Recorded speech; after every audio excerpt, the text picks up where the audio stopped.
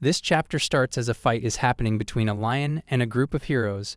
The heroes seem very energetic as they try to attack the lion. One of the heroes starts Sapphire and says that it's not hot enough while laughing. The other says that they should all leave the recovery to her. A witch appears and she uses freezing hell on them. She uses a magic sword and jumps up higher, trying to attack, but is unable to. She thinks about how the lion had beaten her yet again. One of the other heroes says that it's just because he is too slow. The first one says that he guesses even large magical beasts are nothing. The heroes all comment about how that is very harsh. One of the heroes says that you should at least thank them for not leaving him with a bunch of deadbeats, and says that he is leaving too and goes away. The heroes wonder what a guy and tell the others that he is just sitting back there behind the rock and had watched his comrades fight. The rest of them point their fingers and ask if it is that guy right there. One of the heroes says that that's right, and another wonders if they really had been a kid, and he had been hiding back this whole time. After the fight, they all go out for drinks and all share to the further growth of the light of glory. Dorothy says that's right, and she wonders if there was any other guild out there that could compete with them. Carl, the priest, says that everyone's levels have pretty much reached the third peak, and tells Dorothy that she is right. Bobson tells the others that the guild has grown so much and looks very proud saying it. Claude says that he didn't know where he was, wandering around on such a happy day. Eris asks him if he was the one who was told that he had to do the cheers. He says that obviously they, the light of glory, are the strongest in terms of size and level. Fildo is walking ahead when he suddenly bumps into a man, thinking about how he had forgotten about something. As soon as he runs into him, he tries to hold on to one of their crates to make sure it doesn't fall on the man. He asks the man if he is alright, and the man tells Fildo that he had saved him and tries to keep hold on the boxes as they are tipping over. Fildo thinks about what that is, and if they are making use again. He says that they will never become a great adventurer if they stay like that. He tells everybody goodbye and tells them that he is in a hurry and begins to run away. As he reaches his destination, Claude tells him that he's late, to which Fildo says that he is aware of that, and that even he knows. All the team begins to make fun of Fildo, saying that after all, he is just a level 1. They say that they are sorry because it's usually just a few short runs for them, and that they guess even this amount of work was very hard for Fildo to do. Dorothy says that that can't be helped, and Claude asks Fildo what took him so long just to buy the healing potion. Fildo tells them that they should have just gone there themselves instead of being sarcastic and drinking. Claude says that he should know that his skills have helped them out a lot and asks Fildo if he is upset, telling him that he really should not be. Fildo begins to get angry and tortoises that yet he has done nothing, that he can't even get the monster materials.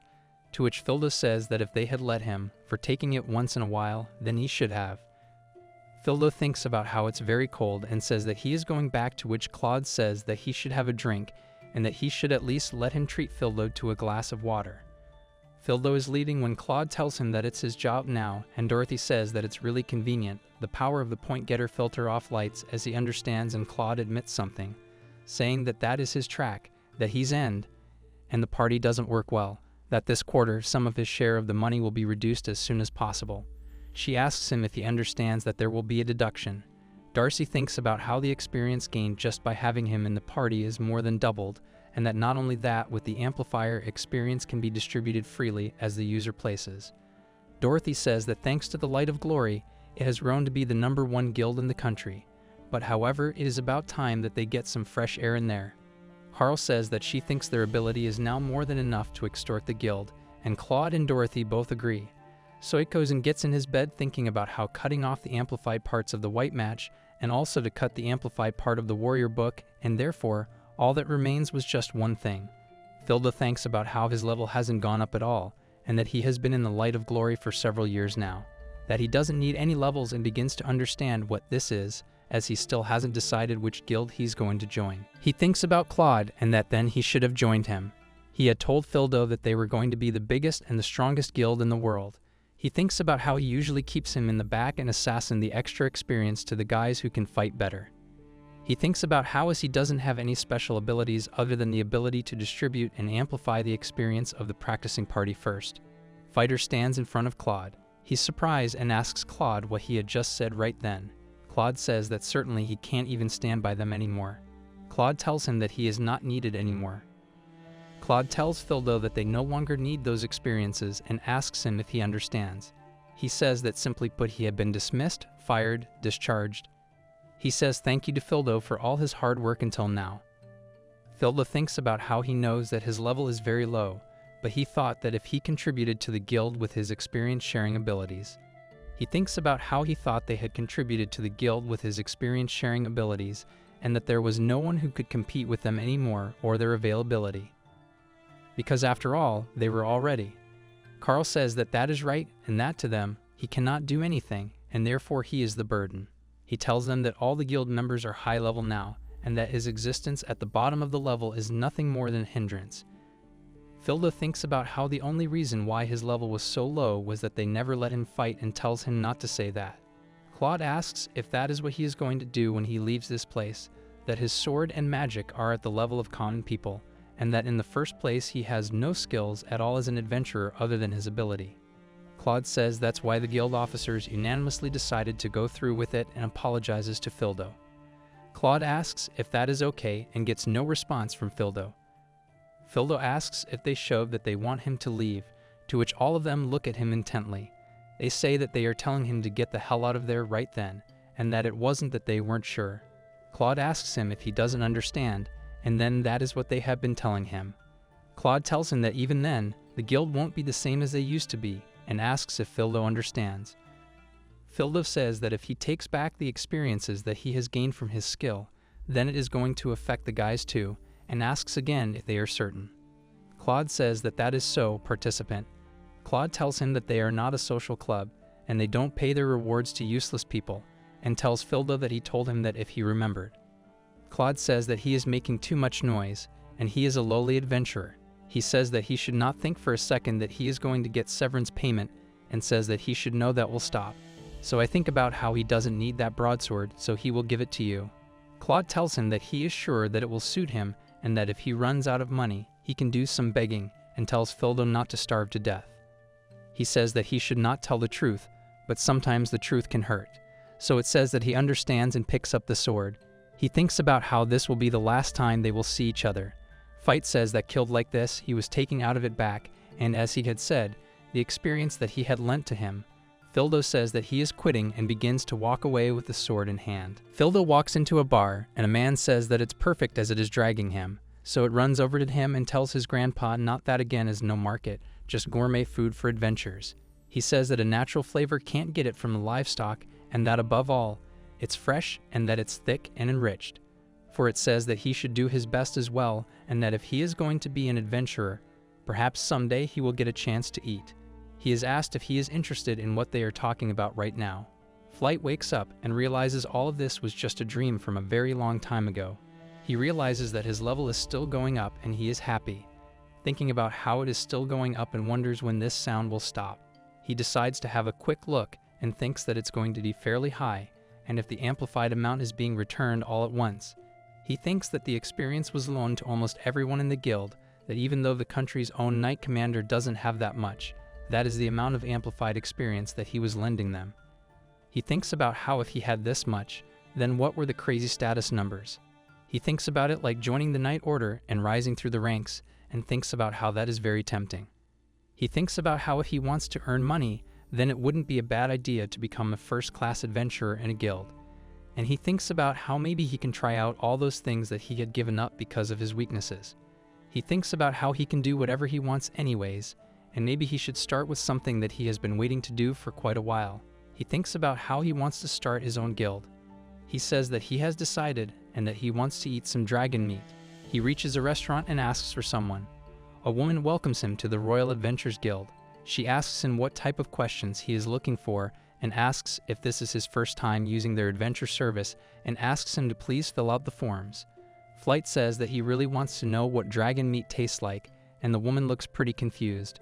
She asks one of the men if there are any reports about dragons, to which the man says that there is no way that a newbie like Fildo could do it, and that he had been active in this guild for a long time, and even he had trouble dealing with those dragons. The man begins to laugh very loudly at Fildo, and Fildo says that he didn't mean to make him feel that way. The woman says that fighting in the guild is wrong, and the man asks Fildo if he wants to test the strength so badly. The man says that they will test his skills, and that he will break his nose before the dragon even has the chance. The woman asks the adventurer to go easy on Fildo, and he says he will. The adventurer says to the receptionist not to stop them and asks if he is trying to test the newcomers like that again. The man asks for it if he really thinks that he can beat him, answers that compared to him, those dragons are several times harder and faster, and asks what he is going to do if he keeps avoiding this.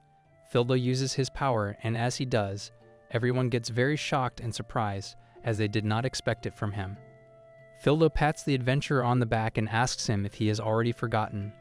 The adventurer asks what had happened and asks why he is the one that had been falling so unsightly. Fildo says that he's sorry and that it was sudden and unexpected. The adventurer says that they did not see a thing and asks if anyone saw what had happened and asks what the matter is. The receptionist thinks about how there is no way that a veteran adventurer was beaten so easily and asks Fildo what he is. Fildo looks at everybody and sees them cheering, and he sees the other receptionist is cheering as well. There, Ursilia tells him that she was talking about something earlier, and he had mentioned the dragons. The adventurer says that he's sorry for causing so much trouble. Fildo thinks about how the mountain region had dragons, and there are reports of their appearance in the mountain area of the region. This is a road through which the merchant group also passes, and so it would be of great importance. Fildo thanks the receptionist and says that he is going now and confirms that that is where the dragon is. The receptionist says that for dragons, they usually form a party and then carefully send them, and that going by himself would be very dangerous. She tries to stop him, but he leaves. She thinks about how that's right, and it is that dragon quest. In that case, he just went to the mountains alone. The receptionist tells the man that he was alone but that he was very strong, and Claude asks how that makes any sense. Fildo thinks about how this is his first ever mission, and he can't wait to have dragon meat. Carl asks if that is he, and Bobson is shocked to see her there. He says that it is nothing to be concerned about and that the girl is genuine. He says that the adventurer that's said to have been recruited and asks how she is, as he had heard that she is a real force to be reckoned with. There is a fight going on between someone in a hooded dress and another man. The man asks the hooded figure to stop pretending to be this cool as she throws her book up, and he tries to attack her with his sword. Before he is able to do anything, she fights back and is able to defeat him very quickly.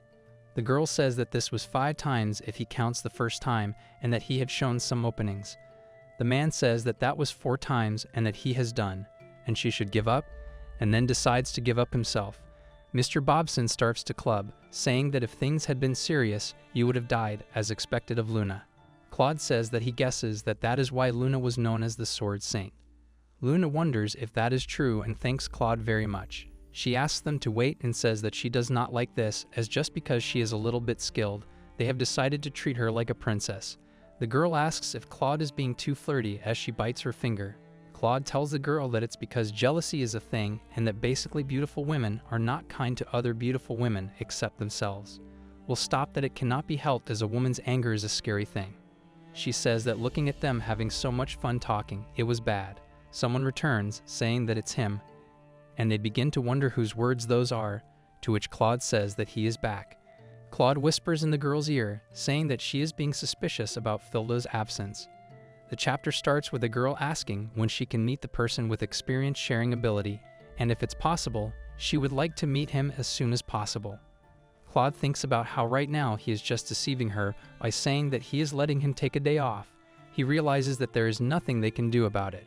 Dorothy asks what they're going to do.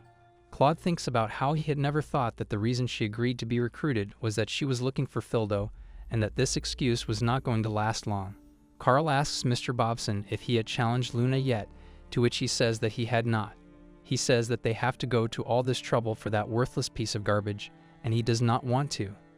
He mentions they should pull another ace and bring him back, as in the first place, he used the money that was supposed to be paying Fildo to bring the Sword Saint there. Bobson wonders how to say this, that he just had a bad feeling about this. He tells Carl that he had decided not to. Carl asks why, what's wrong, as he is being unusually timid. Girl asks if he is feeling bad and that it looks like his body is losing its edge. Carl says that he just got a call and to please wait. Lately, it felt like the equipment was becoming way too heavy. Claude says it seems that he took on a subjugation request alone up north. To go alone to such a place is just reckless.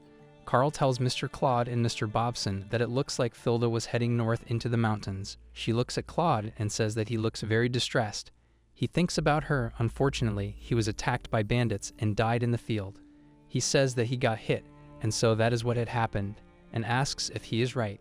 Claude thinks about how Filda was on vacation and mistakenly believed that he himself was becoming stronger as his guild grew stronger, and he recklessly accepted the request alone. Luna says that normally people don't try to handle a request by themselves, and this was their chance. Carl thinks if this is the greatest scenario ever, and if it is going to work. Luna says that as there is a top guild, what should they do? Claude thinks about how they should kill him and wonders if he had forgotten what they were. Claude says that that is right, but they should start gathering some people right away. Someone with that kind of mundane ability could easily be taken care of. Luna says that she will go with them as well, to which Claude says that she should be careful and says that her going will be reassuring. Bobson says that there is no chance in hell that he will survive if there are two tops of their guild present. Claude says that he will come too, as he wants to make sure that he is there in person. He thinks about how Dorothy is a great mage with powerful magic powers, including the almighty magic sportsman, and together they would be very strong. Carl thinks about how Filda will definitely be dead. Claude thinks they should get some guys who are good at rough stuff, and thinks about how they have to clean up the mountains. Claude thinks about how they need to make sure that they kill him while Filda is making his way towards the dragon, thinking about how he should eat it. This chapter starts as someone thinks about how there is a problem, as there were people who hadn't moved at all since a few minutes ago. A man freaks out, thinking about how there is a dragon, and that it is finally out on the street. There's chaos everywhere, and the guy says that he does not know what all of this is about on the other side of the valley. Another man asks him to move back, as it is impossible to pass this way, and asks if he does not know anything. The man says that he was here with his huge pile of provisions, and asks what he had said, as this was a disaster. He says that this road is the most efficient way to get to the mountain range, and it can't be helped as they both have a draw. If they can't get through here, they will have to make a detour, and they have to be prepared for a 3 to 4 day delay. The man asks everybody to get ready for the detour, as they have to leave some of their cargo behind, and the dragon might stick around for a long time.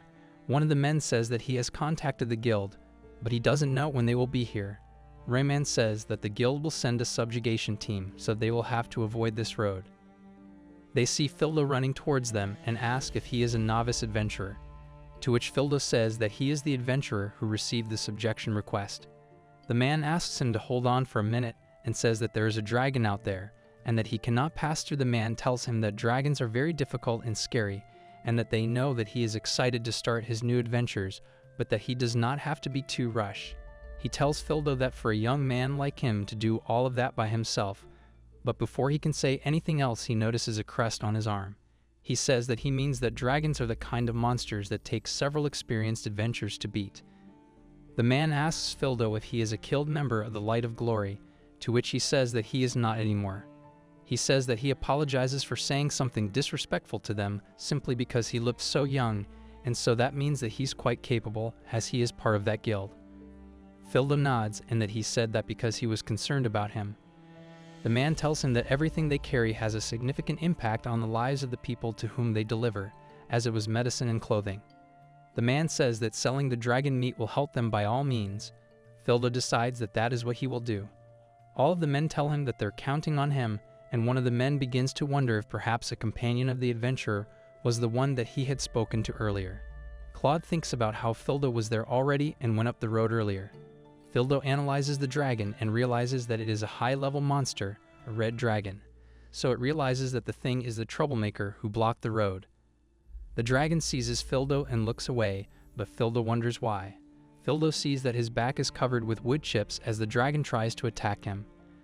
Filda thinks about the pressure, and it's not easy. His fingers went numb just from the strain, and it had shaken him to the core. As the dragon begins to attack Filda, and Filda thinks about how that has surprised him. He looks at the dragon closely, and upon looking at him, realizes that he had actually seen him already. While he is deep in thought, the dragon turns around and begins to roar very loudly. He picks up his body and smashes down on the floor where Filda is standing. Filda quickly runs and thinks about how the skills are very hard, and the sword is not sharp enough to cut through. He thinks that with the present him, it doesn't really matter, and he will somehow push through. He picks up his sword again and begins to attack and finally hits the dragon. He thinks about how he cannot believe what he had just done and how he had done it all by himself, that it was amazing, and that he had killed the dragon. He sees blood everywhere and thinks that this was the meat that he had been craving for so long. While sitting there examining the blood, he hears someone call out his name from behind him, and he turns around to realize that it is Claude, and he says that it's been quite a while. Fildo thinks about how draining the blood would be bad if he did it there. Claude asks Fildo if he had missed him. Dorothy says that their newly recruited little sword seemed to be looking for him, and that it cannot be helped. Fildo gets frustrated and says that here's what he is going to do. The rest of the guild is flying in, and he should probably go with them voluntarily, to which Fildo says that they should not be playing with him. He calls out to them, and the hostage McLeod says that if they don't take Fildo, and if he does not come with them, that the monsters might attack, and they might wipe out the whole merchant group. They shouldn't worry, as they will take care of their request on his behalf. The man that Claude is holding asks him to be considerate, and asks Fildo if he thinks that they are doing him a favor. He said that whatever the case, the adventure ends here, and now he should burn himself to the ground. They decide to use their magic and scorch the land. Dorothy says that the thing on the ground behind Fildo looked like the red dragon. They all begin to wonder if the dragon is actually dead, to which Claude says that he is sure that another party had taken care of it first. Fildo tries to attack them, and as Dorothy tries to fight back, she realizes that she can't. She tries to use freezing hell but turns to Claude and says that it's not just the weight, but the magic power of the sword was too much, and she was unable to take it out. Fildo has a content look on his face as he closes his eyes and says, "Cool." Dorothy's eyes widen as beads of sweat drip down her face, and a look of terror occupies her face as she thinks about how the power of her greatest magic, freezing hell, is at the same level as the beginner magic, cold. Carl is being held captive by the man in armor, who calls out to Claude, asking him what the meaning of this is. He confronts him, telling him that what they told him about the situation is far different from what is actually happening. Claude rubs his hands as he proclaims that he has been too careless. Fildo walks up, asking Claude if he even instigated the guild members, his eyes filled with an inquisitive look. He asks Claude what all of this was about. As Fildo stands there, Claude leaps out towards him, cursing him, and reaches closer. As his sword nearly touches Fildo's throat, Fildo responds by kicking Claude, just launching him back all the way to Dorothy. Claude lies on the ground as Dorothy tends to him, calling out to him as he cries out in pain. They call out to Claude, telling him not to get involved with them anymore. Fildo walks up to them and tells them that he will forget all about them. Claude's face fills with pure anger for Fildo. Electra uses magic after calling out to Claude, and her magic releases a thick water stream that disrupts Fildo's vision, making him unable to see. As the steam clears, Fildo finds himself standing there without the guild light of glory, wondering if they ran away. Fildo tends to the people on the ground after the fight, asking if they're alright and inquiring about their injuries. He tells Fildo that he is fine and was just a little hurt when he got caught. The man gets up and thanks Fildo. Fildo tells him that there is no need, since it was all his fault that they got in such trouble. The man tells him that regardless of that, killing a dragon all by himself is quite impressive. He further adds that usually monsters are taken to the city as raw materials to be sold, but it would be a pain to carry all of this. He suggests that he borrow one of their carts. The man tells Fildo that dragons are a great threat. Its horns and organs can be used as medicine, its scales as armor, its claws as weapons, and its meat as a prized delicacy. He adds that there is even a saying among adventurers that there is no part of the dragon that is thrown away. Due to this, the man wonders if it would be ok for Fildo to share such a valuable thing with them, and if it would be right. Fildo tells them that it is fine, especially since they helped him dismantle it, and he could not eat it all by himself anyway. The man, now excited by what Fildo has to say, prepares a dragon skewer over the fire, and Fildo looks on attentively at the man working on the dish. The man grabs the skewer and hands it to Fildo, telling him that it is a special dragon skewer. The spices are of the finest quality and can only be found in this region. After grabbing the dragon meat, Fildo bites into it as it sizzles when it touches his teeth. The fragrant aroma of the spices whets one's appetite, and the sweet gravy of the meat is so rich that the flavors overflow when you bite into it, and the pungent taste is tingling and stimulates the tongue. The meat itself is firm, and Fildo thinks about how this is the best. The man asks him how it is and how does the dragon meat taste, inquiring about his cooking. Fildo and the rest of the people celebrate as he eats the dragon meat and drinks a drink, laughing, while in contrast, Claude is utterly defeated by Fildo and enraged, thinking back to what just happened. The Light of Glory Guild bows down in front of the king. He calls them out, especially the guild leader, Claude, and the officials of the guild as he sits on his throne. He looks at them and tells them that the reason he called them was because he had a few questions and things that he wanted to inquire about. He starts by asking them about the other day during the extermination of the dragon at Nautilus Street. He tells them that the merchants who were there complained that they were detained by him and his fellow guild members, and he also heard that they were suddenly released later. He looks at Claude and asks for an explanation, to which Claude tells him that he finds it incredibly and extremely upsetting, calling out to the king. The king is taken aback at first by what he's saying as he goes on to tell him that, as His Majesty already knows, his guild boasts to be the most prominent one in the country, and that it is lamentable, but someone out there is pretending to be the Light of Glory Guild. Claude blames them for having been the ones who instigated it, and he also blames one of the guild members for instigating the imposter guild. Dorothy is there, bowing, thinking about how she is impressed that Claude can lie so efficiently in front of the king with a straight face. The king presses on, asking him if what he says means that he did not do it, to which Claude tells him that indeed they have been in their council room for the past few days and could not have done what they are accused of. The king tells him that he understands and focuses on what he said earlier about people who would do evil in their name, proclaiming that it is a very serious matter. Claude agrees with the king, and the king tells him that he has heard about the capabilities of their guild, and that there have been a lot of failed requests in the last few days.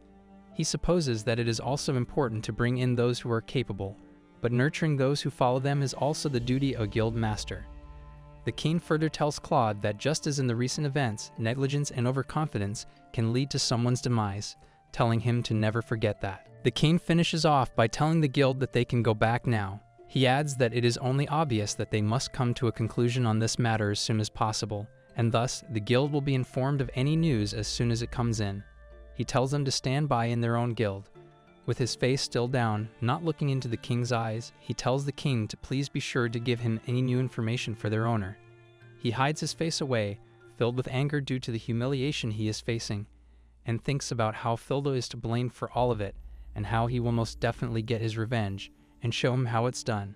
He further thinks about how Fildo used to be a lowly level 1 adventurer, adding that there was no way that he could move like that in such a short period of time, and he wonders how he could do such a thing. As the Light of Glory Guild is presented before the king to answer for their actions, Fildo sits there having a cup of tea. He thinks about how he could never have even thought about the prospect of getting 100 gold coins as a reward for the dragon. As he sits there, sipping his tea, he thinks back to the moment the bag full of gold coins was presented before him and how he was left there, shocked, with his eyes widened and speechless at his reward. He sits in the cafe all alone, and he thinks about how he did not know that the merchant he helped had such a big store, and that they have just about everything from accessories to weapons and medicines. He looks around Mr. Gonzalez's shop. Mr. Gonzalez tells him that he is not anywhere near there yet, with a smile on his face as he presents Fildo with some snacks to go with his tea.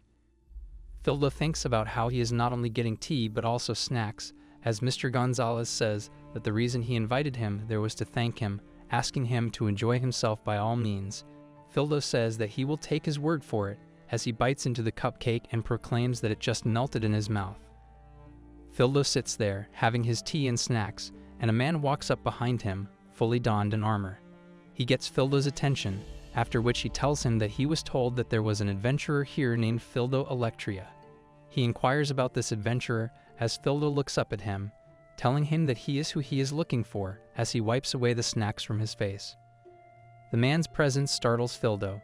He gets up off his chair and sweat begins rolling down his cheeks. The man apologizes for his rudeness but tells Fildo that he serves as a member of the royal guard of the kingdom and that he has come here to receive Fildo because His Majesty, the king, has requested an audience with him. He goes on to say that he has also been informed that a reward has been bestowed upon him for the slaying of the dragon that had appeared in the mountain area. Hearing everything that he has to say leaves Fildo a bit confused and even more nervous.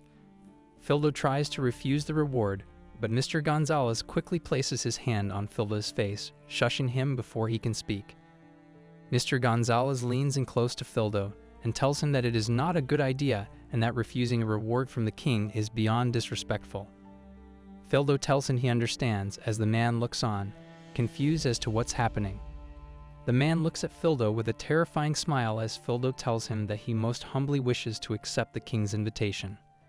The man takes Fildo all the way to the royal palace, and the two stand before the large wooden gate, guarded by two guards standing on either side. They enter the chambers of the king and see him sitting on his throne, protected by a knight and accompanied by a man. As they stand before the king, the man speaks, calling out to his majesty, telling him that he has brought Fildo Electria with him. Fildo looks up at the king with his face full of sweat, and sweat drips off his chin, while the king looks on with a calm. A sharp, deadly look appears in the king's eyes, but the man remains silent, and Fildo, now shaking slightly, wonders what's going on. The sharp look disappears as a smile appears on the king's face. He proclaims that Fildo is the adventurer who is said to have been the one who slew the dragon. Hearing this, Fildo falls to his knees and tells the king that it is an honor to meet him for the first time. The king tells him that there is no need for him to be so formal, and that he slayed the dragon which was roaming on the road, protecting the logistics of his country.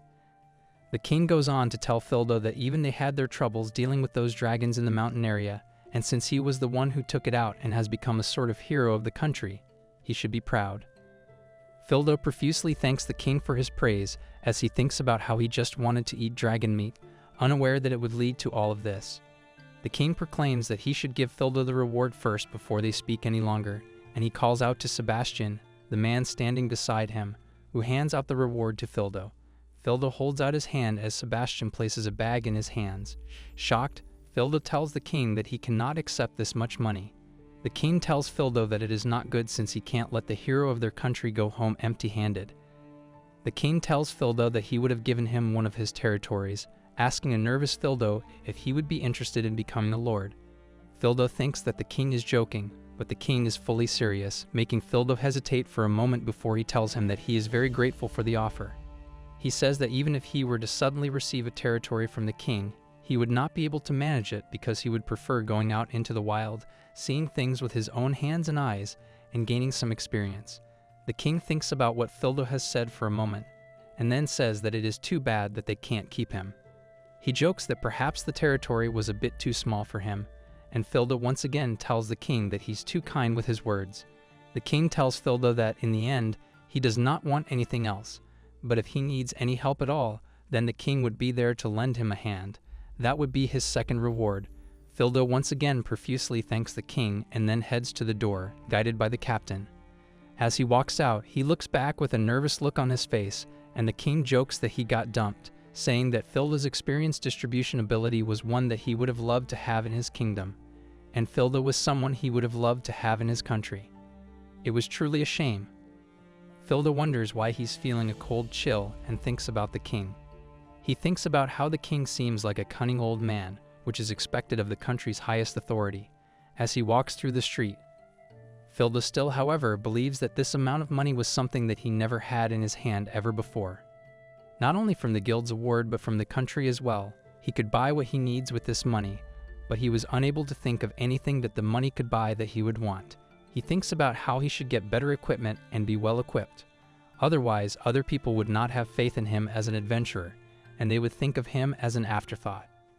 After the royal audience, he heads back to Mr. Gonzalez's place for a while, but he is met with someone in the street who looks back at him.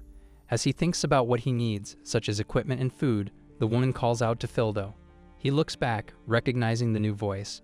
The woman's eyes widen, and a smile certainly appears on her face as she realizes it truly is Fildo. She rushes over to him, extending her arm to him as she reaches out for a hug. Lunasis tightly hugs Fildo, calling out to him as he looks on at her, shocked and confused. His eyes widen, and he's still wondering what's happening.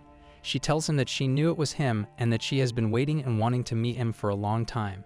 He tells her to wait for a moment and that she's hugging him way too tight, and that her chest and her armor are hurting him. She ignores what he's saying and just tells him that no matter how long she waited, he never showed up. Even when she asked the guild members, all they kept telling her was that he was on vacation. Fildo tries to get her to stop, telling her that people are watching and asking her to let him go for a moment. But again, ignoring what he says, she just keeps talking and tells him that the only reason she moved to the Light of Glory Guild was just so she could meet him. She lets him go and tells him that she's really happy to meet him. Now no longer hugging, he takes a second to recognize who she is and calls her Lunasis, asking her if that's her name. Lunasis, the Sword Saint, used to be an ace adventurer in a big guild from another place. She tells him that it is Lunasis and just to call her that only, as she calls him Fildo once again. He tells her that they're not acquainted with each other. She gets very close to him, as he notes that as well, and tells him that she has always respected Fildo from the bottom of her heart. He gives up his own experience and dedicates himself to the guild, and that self-sacrifice is the spirit of altruism. That is not something that one can do easily. She turns away from him, and an almost sad look appears on her face with their eyes wide. She proclaims that she understands that everything that the Light of Glory has achieved has been due to the efforts of Fildo in the shadows, with a smile on her face. Fildo once again urges her, calling out to her, telling her that everyone is looking at her. After she comes down for a second, she squeezes his cheeks. Equally out to Lunasis, she answers him with a smile on her face. He tells her that he understands that she wanted to see him, but he's sorry that he's already quitting the guild. Shocked and taken aback, her mouth opens wide as she asks him why he would take such a step. He remains silent for a moment, but then tells her that rather than quitting, he was more or less made to quit, or something along those lines, since they had already earned enough experience, and they no longer needed people with useless skills. She tells him that it is terrible. As he thinks back to the time that Dorothy kicked him out, he tells her that he was more or less given a friendly warning as well. For a moment, thinking back to his time with the guild leaves him with a sad look on his face. The sadness on his face quickly disappears as he covers it with a fake laugh, telling her that he is now working as a freelance adventurer, and there have been so many things that he has always wanted to do. But right now, he's kind of going solo and moving at his own pace. Lunasis listens to everything that he has to say and asks him if it means that Fildo at the moment does not belong to any guild. He tells her that it is true. Before he can add anything else to his statement, Lunasis grabs his hand and tells him that it would be extremely pleasing to her and that she has no attachment to a guild that does not have Fildo in it. She grabs his arm as he has a look of hesitation and confusion on his face. She still maintains her smile and tells Fildo to please form a party with her. She looks at him with a smile permanently plastered on her face, which kind of creeps Fildo out as he hesitantly wonders what she's saying, with his eyes widening, sweat dripping down his face, and a fake nervous smile appearing across his mouth. Lunasis goes to the guild headquarters. She stands before Claude and tells him that she wishes to leave. The thought of leaving the Light of Glory truly angers Claude as he tells her that he paid a good amount of money to have her here.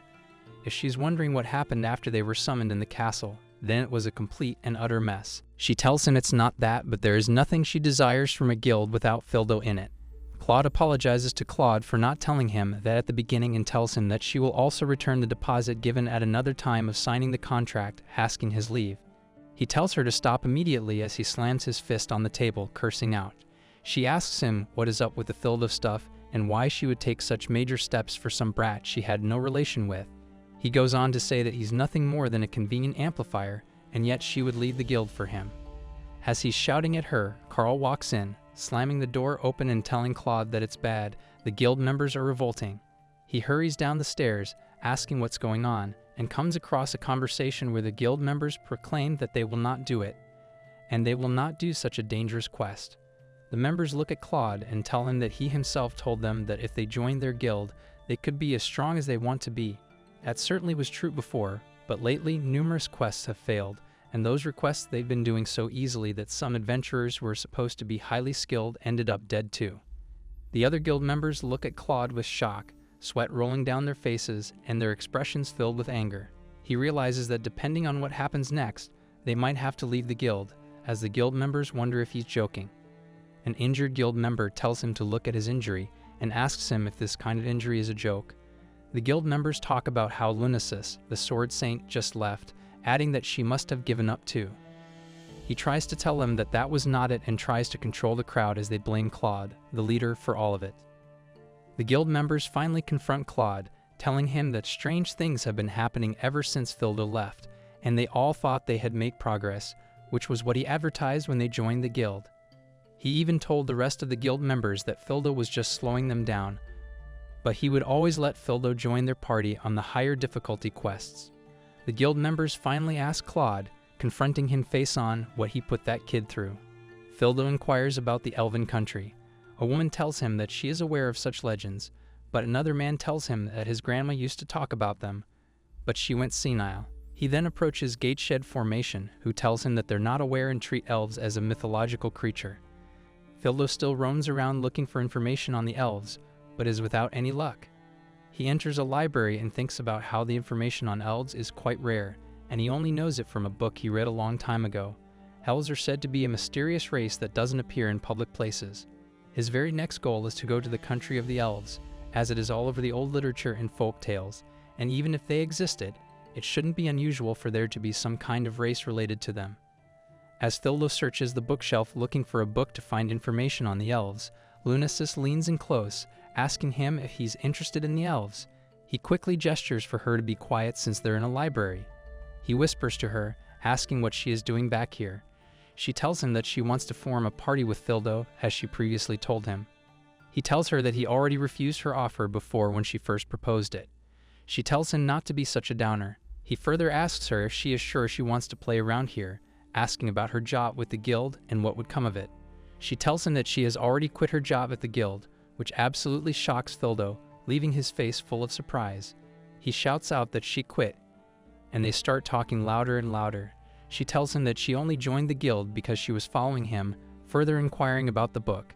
Now speaking a little softly, he tells her that he's trying to find the country of elves, and before she can say anything, he tells her that he knows it's just a wild tale, but the thrill of adventure is to discover something that no one has ever seen before. She tells him then that's even better if he would form a party with her. The other patrons of the library wonder what's up with the two as they flirt around, telling them to just read a book already since their loud talking is disturbing them. Lunasis tells Fildo that she knows how to get to the country of the elves. The two are kicked out of the library due to talking too loudly. Lunasis stands there, talking to them about how they got kicked out, and tells Fildo that he can't suddenly start screaming like that. Instead of being calm, the young man runs over to Lunasis, grabs her by her arms, and leans in close, shouting close to her face, asking her if it is really there, asking her about the country of the elves as his eyes widen inquisitively. For a moment, Fildo's actions catch Lunasis by surprise, but she calms down, and a smile appears on her face.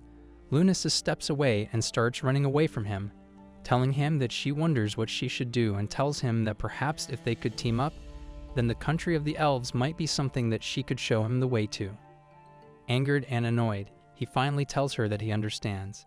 As his frustration leaves, he tells her to party with him to the country of the elves, his fit of anger leaving him with a face full of sweat. He tells her that this is just a temporary partnership until they reach there and not to misinterpret what he has to say as a permanent partnership. Regardless of its nature, a partnership with Fildo brings Lunasis great joy. She proclaims she can form a party with him. He once again tells her that it is only temporary and just a trial, repeating himself over and over. He then tells her to get ready and go, urging her to come on and asking her if she's listening. While she's lost in celebration, a near-permanent smile glued to her face as she looks at him. Back at the Light of Glory headquarters, Claude wonders what they mean by suspending all the activities of the Light of Glory indefinitely. The commander tells him that as per notice, all future activities under the name Light of Glory are strictly prohibited, showing him a piece of paper that affirms what he's saying.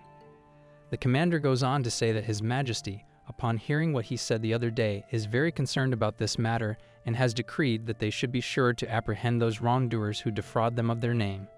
Upon its resolution, they are authorized to resume their activities. Claude urges the commander to wait, asking him what they should do in the meantime, and that even if they can recover from this debacle, their funds are not unlimited and would not be able to sustain without a reward from the guild. The commander tells him that their future actions are not for him to decide, but that the Majesty's word is absolute. Should any unauthorized activity be observed, a more severe penalty would be imposed, and at worst, the guild could be disbanded. Upon hearing the commander say this, Claude is left with total shock and fear. He looks on at the commander with his eyes wide, and as he leaves, he exits the door before he closes it. The commander teases Claude by telling him that the notice does not prohibit his personal activities. If he is trying to make ends meet, then he could pick up trash in the royal capital or help out with emergency food distribution and so on. Serving his country would not be a bad idea either. He shuts the door and leaves as Claude, enraged by his final statement, throws something at the door, which shatters into tiny pieces. He proclaims that they are the top guild, Light of Glory, and that he is making a fool of himself. Surrounded by his guild members, he keeps wondering how it happened, and that they kicked out the useless Fildo and brought in the Sword Saint. How could this happen? As Dorothy drags him down, he tells her that this is where their code should have started, and that is what this is all about. The guild members approach him and tell him that they heard what they were talking about. Claude tells them that he's sorry for showing them such a pathetic sight, but tells them that it will all be oak and that they can still start over. He knows that this is hard for them, but asks them to still bear with him. A guild member grabs his gold medallion and throws it on the ground, telling him that no adventurer would hang onto an inactive guild, and he will now go look for another one. An adventurer never puts himself in dangerous situations. They apologize to Claude, but tell him that that is how it must be. They bid Claude farewell and thank him for everything he has done for them. Bobson grabs the guild member by his collar and tells him that they have been benefiting from the light of glory for a long time, and now that they're in trouble, they decide to leave. Bobson gets punched and launched into the wall as the guild members say goodbye to their former leader, Claude. Dorothy quickly asks Bobson if he's fine, as Carl notes that for him to get thrown that far is just confusing. He tells him that it hurts, and that usually he can take a punch like this, and that this is not right. Carl quickly tells him that he will fix it, but his magic can no longer heal Bobson. Claude wonders what is going on as he looks up at them, noting that they're all falling apart. They call out to Claude, telling him that his recovery magic no longer works, and that he has no magical power at all. Claude thinks about how his guild, the Light of Glory, is crashing down, wondering why such a thing would happen, as he thinks about Fildo and how he tackled the beast. Fildo stares down at the war wolves as they run past him. He wonders if there is really an elven country in the middle of these woods, since he does not see anything like that, and that it looks like a proper road. He also wonders how Lunasis found it and thinks back to the time when Lunasis told him that there was a spring just up ahead, and they should take a bath together. She also warned him never to underestimate the war wolves and to be careful with a large single great war wolf because it has high vitality. After hearing her offer for a bath, Fildo declined and told her that he would go look around. Fildo thinks about how her knowledge of the area makes him think that she has known it for a long time. He hears a voice from the spring, and it's Lunasis. He sees her bathing in the spring and shouts out at her, telling her that the war wolf is headed her way. As it approaches, she quickly punches it in the stomach and pushes it back. Fildo hides behind a tree, looking on with his eyes widened. The war wolf looks back at her as if asking if it still wants to play. The war wolf, with tears in its eyes, runs away as Lunasis looks at Fildo, asking if he still wants to join her. He comments that he's staying there only because Lunasis is still unarmed. She notes that he is worried about her and that, as she thought, Fildo is a very kind person. She once again invites Fildo into the bath and to join her, asking if the reason he won't join is because her body is not attractive enough. He comments that the girls around her are going to get mad if she says that, but he honestly has no confidence and he thinks she looks beautiful. She tells him that if that is how he really feels, then he should come closer by all means. He tells her that he does not have to show her that. After the bath, they head into the Mist Labyrinth. Fildo wonders what the Mist Labyrinth is as Lunasis tells him that, to begin with, most people can't even find the entrance, and even if someone does, they cannot get in. And if they get in, they cannot get out. Beyond that labyrinth is the country of the elves. Fildo walks behind her silently for a moment and calls out to her, asking how she knows so much about the country of the elves. He adds that ever since they met, she has been really nice to him, noting that it is funny, and he can't see her as the kind of person who would instantly admire someone just because they are selfless. As the two are talking, a big war wolf suddenly appears with its car in one eye, roaring at them, which certainly shocks the two. Fildo reaches for his sword and calls out its presence as Lunasis instantly heads in to strike it. Fildo tells her that he too will attack it, but Lunasis tells him to step back and that at this level it is his opponent. With a single swipe of her sword after leaping into the air and her sword meeting with its mouth, she defeats the war wolf. With the war wolf lying by their side, she stands there, calling out to him, about to reveal who she is. Before she can do that, he tells her that she was the one who told him to be careful because they're tough, and asks her to forget what he just said. He acknowledges that Lunasis has her own reasons, and if she does not want to tell him, then she does not have to. He apologizes to her. She tells him that when the right time comes, she promises to tell Fildo all about her because she wants Fildo to know all about her and to know the real her. Fildo looks at her with widened eyes as she says this. After this, she invites Fildo to follow her as from now they will be entering the mist labyrinth. She tells him that if it's okay with him, she would like to hold his hand and never let it go. After saying that, she walks off silently, but Fildo never figures out why, as the country of the elves was just around the corner. Fildo figures that time would come and has a feeling it wouldn't be far off. Lunasis pulls Fildo even closer, asking him to move a little to the side. He tells her to wait and that they're a little too close. She tells him that in the mist labyrinth, once you step away, you can't see the other person's face, and it can be dangerous if you wander off. He tells her that she says that, but he can usually tell roughly where her distance is from her voice, and it's just an excuse for her to get close to him. As he says that, his eyes fill with terror as he nearly falls off a cliff. She tells him to be careful as there are some places where there is no ground at all. He finally understands what she means as he agrees with her, proclaiming that he can finally see it as they arrive the country of the elves. Fildo is greeted by a large city with the royal castle in the middle, in front of a large tree whose roots are as wide as the city itself, and which stands taller than the royal castle.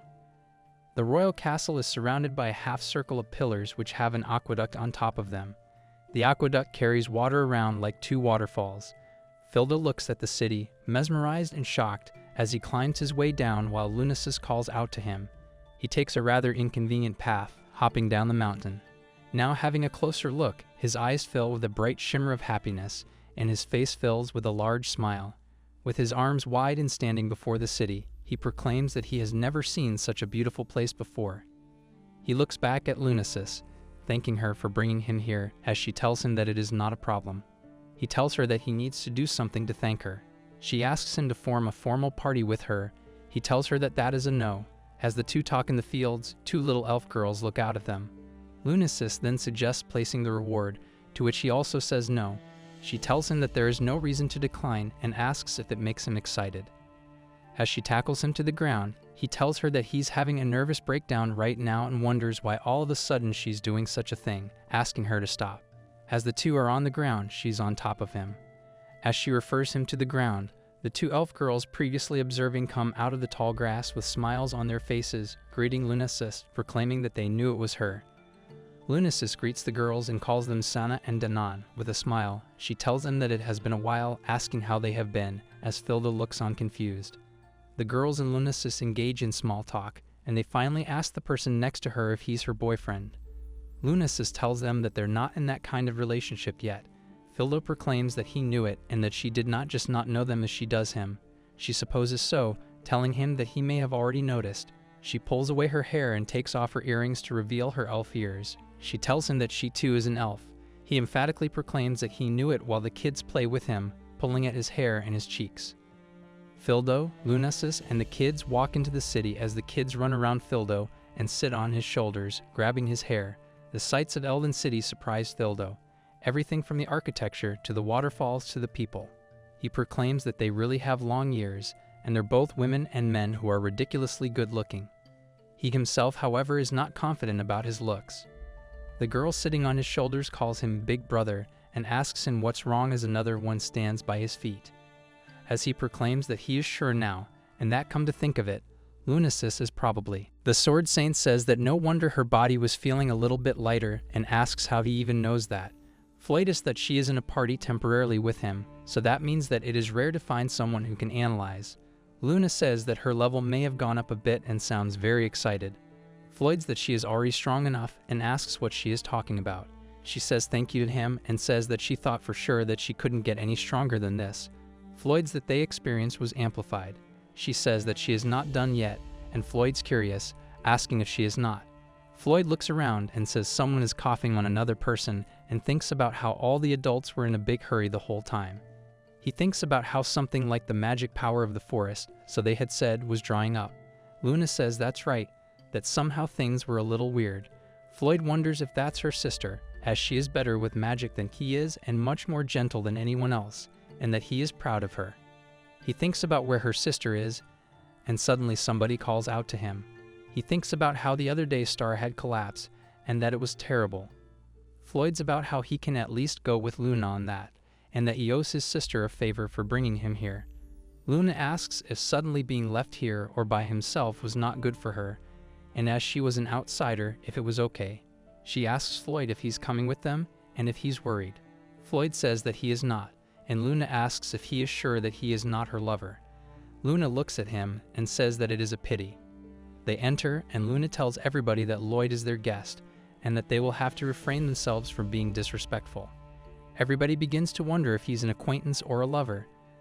They all wonder if he is a human standing next to her and ask her to please wait. Luna says that they might see this as something unsightly and apologizes to Floyd. One of the girls asks if she had finally returned, and she says that she had, putting a full stop. They all see how Luna's arc light had just returned. They all begin to walk towards a huge hall, thinking about how it's been a while since they are talking to His Majesty. He turns around and looks at Luna.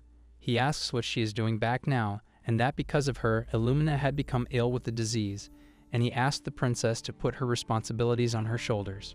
She apologizes to him for the trouble that she had caused because of her selfishness and offers her deepest apologies, to which he asks what can an apology do now.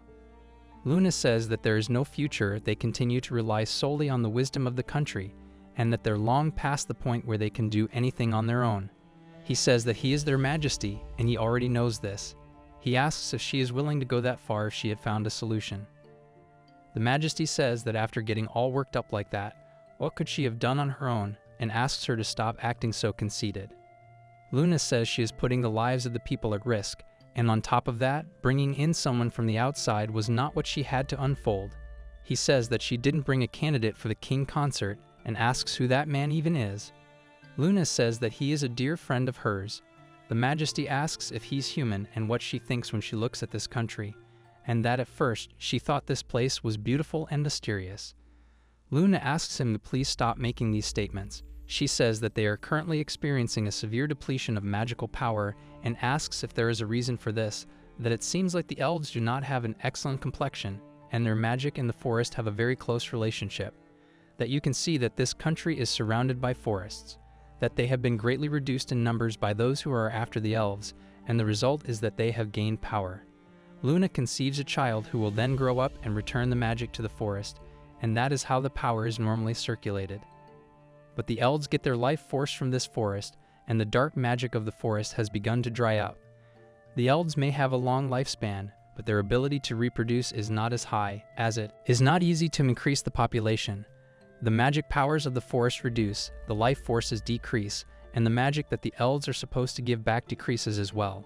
Luna asks once again, to which the majesty says that initially, the current situation of their country was that now those who possess a lot of magical power for maintaining the forest by offering their magical power, and the responsibility for what was done once was theirs, and the other role belonged to the first Princess Luna. The majesty wonders if that is the human's responsibility. He answers that he wants to thank them for bringing Luna all the way out here and asks for what reason he had left his country.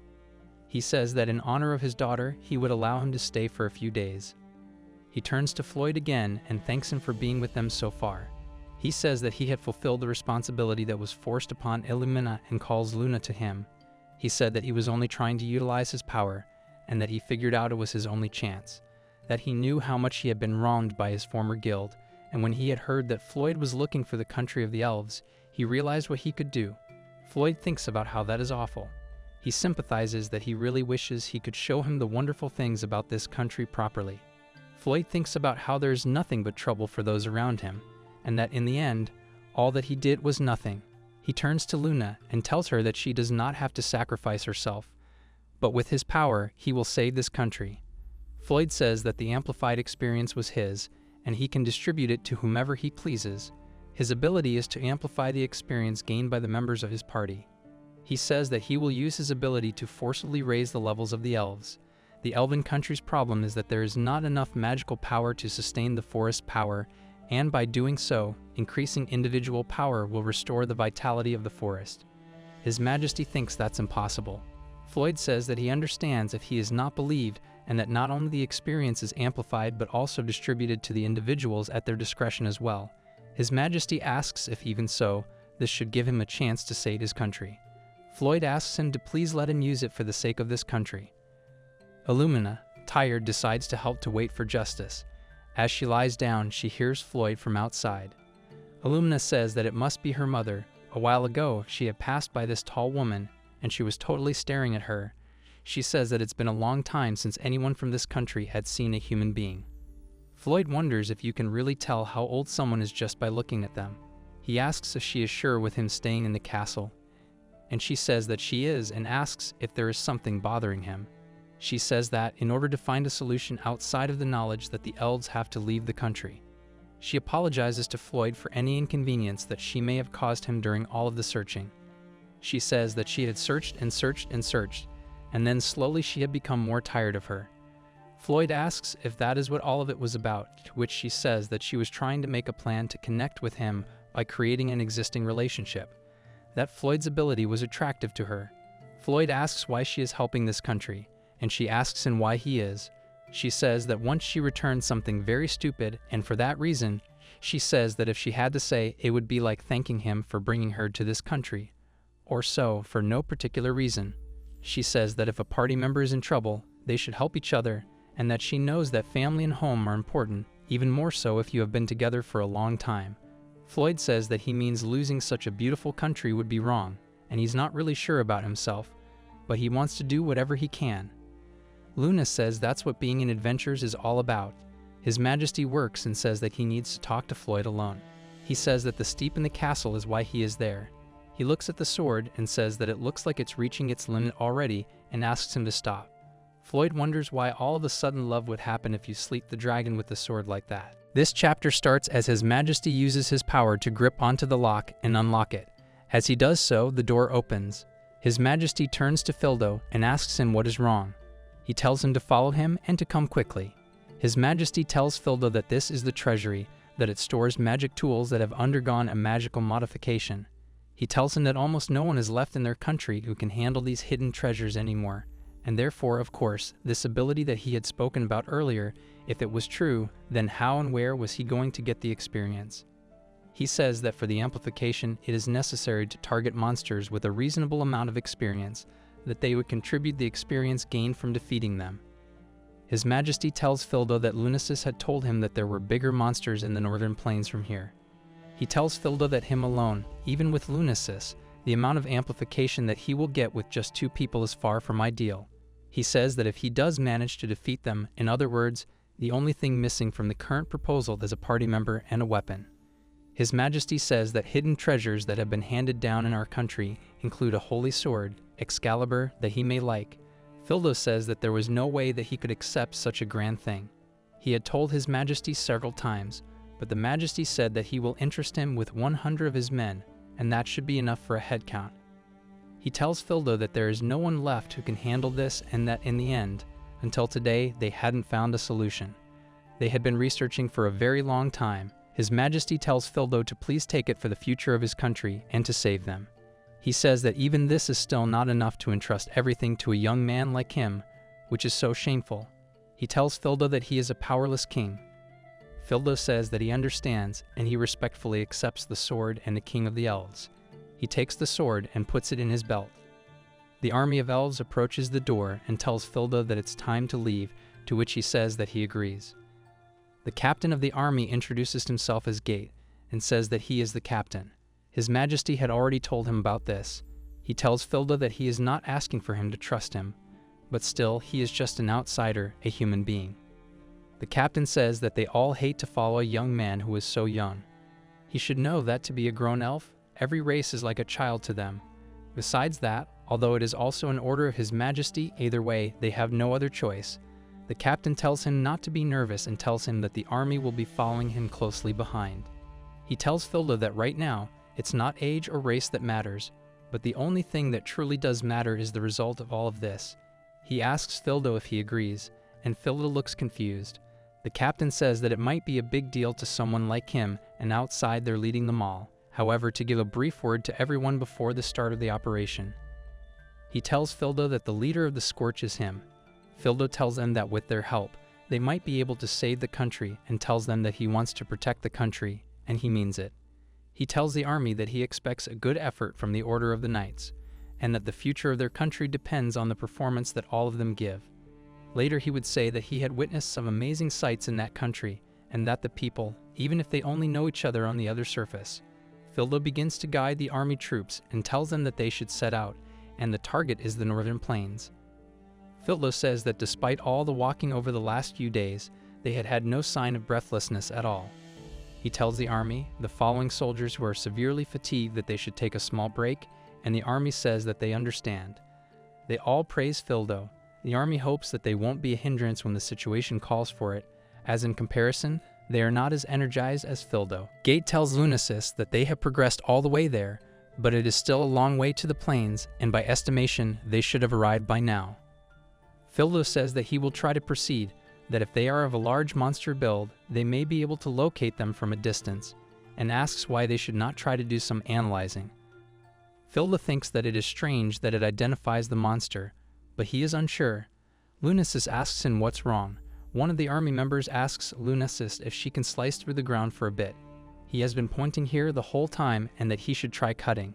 Gate thinks about the knight captain and therefore his sword, which would be damaged by his skill.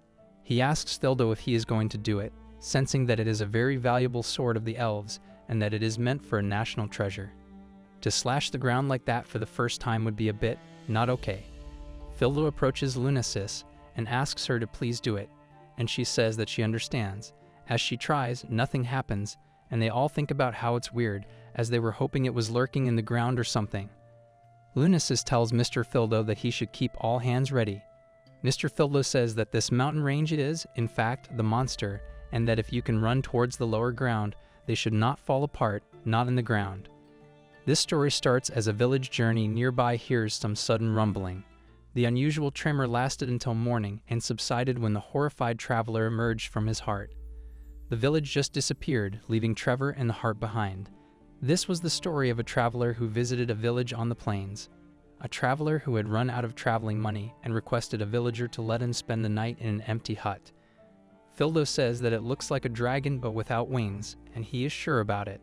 Lunasis asks if this thing is the one that he had heard of, big monsters, but not to this extent. Fildo calls out to Mr. Gate and asks about the other soldiers. He looks over and sees that they were panicking, but somehow he had managed to prevent them from dispersing. Fildo says that he knows, but that this is not something that can be done with just a number of people. Fildo says that this is not like the regular monsters, and it seems like it hasn't noticed them yet, and asks the others what they should do. They all say that it would be ridiculous to go up against that thing. Fildo says that Luis should continue the attack, and they should get its attention before it starts to move. Fildo tells the captain to avoid dispersing their troops as much as possible, to which she agrees. He says that it has stopped. He asks the others to confirm, and they say that it has. Fildo says that it has looked away, and maybe it hasn't noticed them yet, so it takes time to get through to it. He says that it's too big and slow to feel pain and asks what they should do now. Lunasis hears a sound, turns around, and sees the dragon.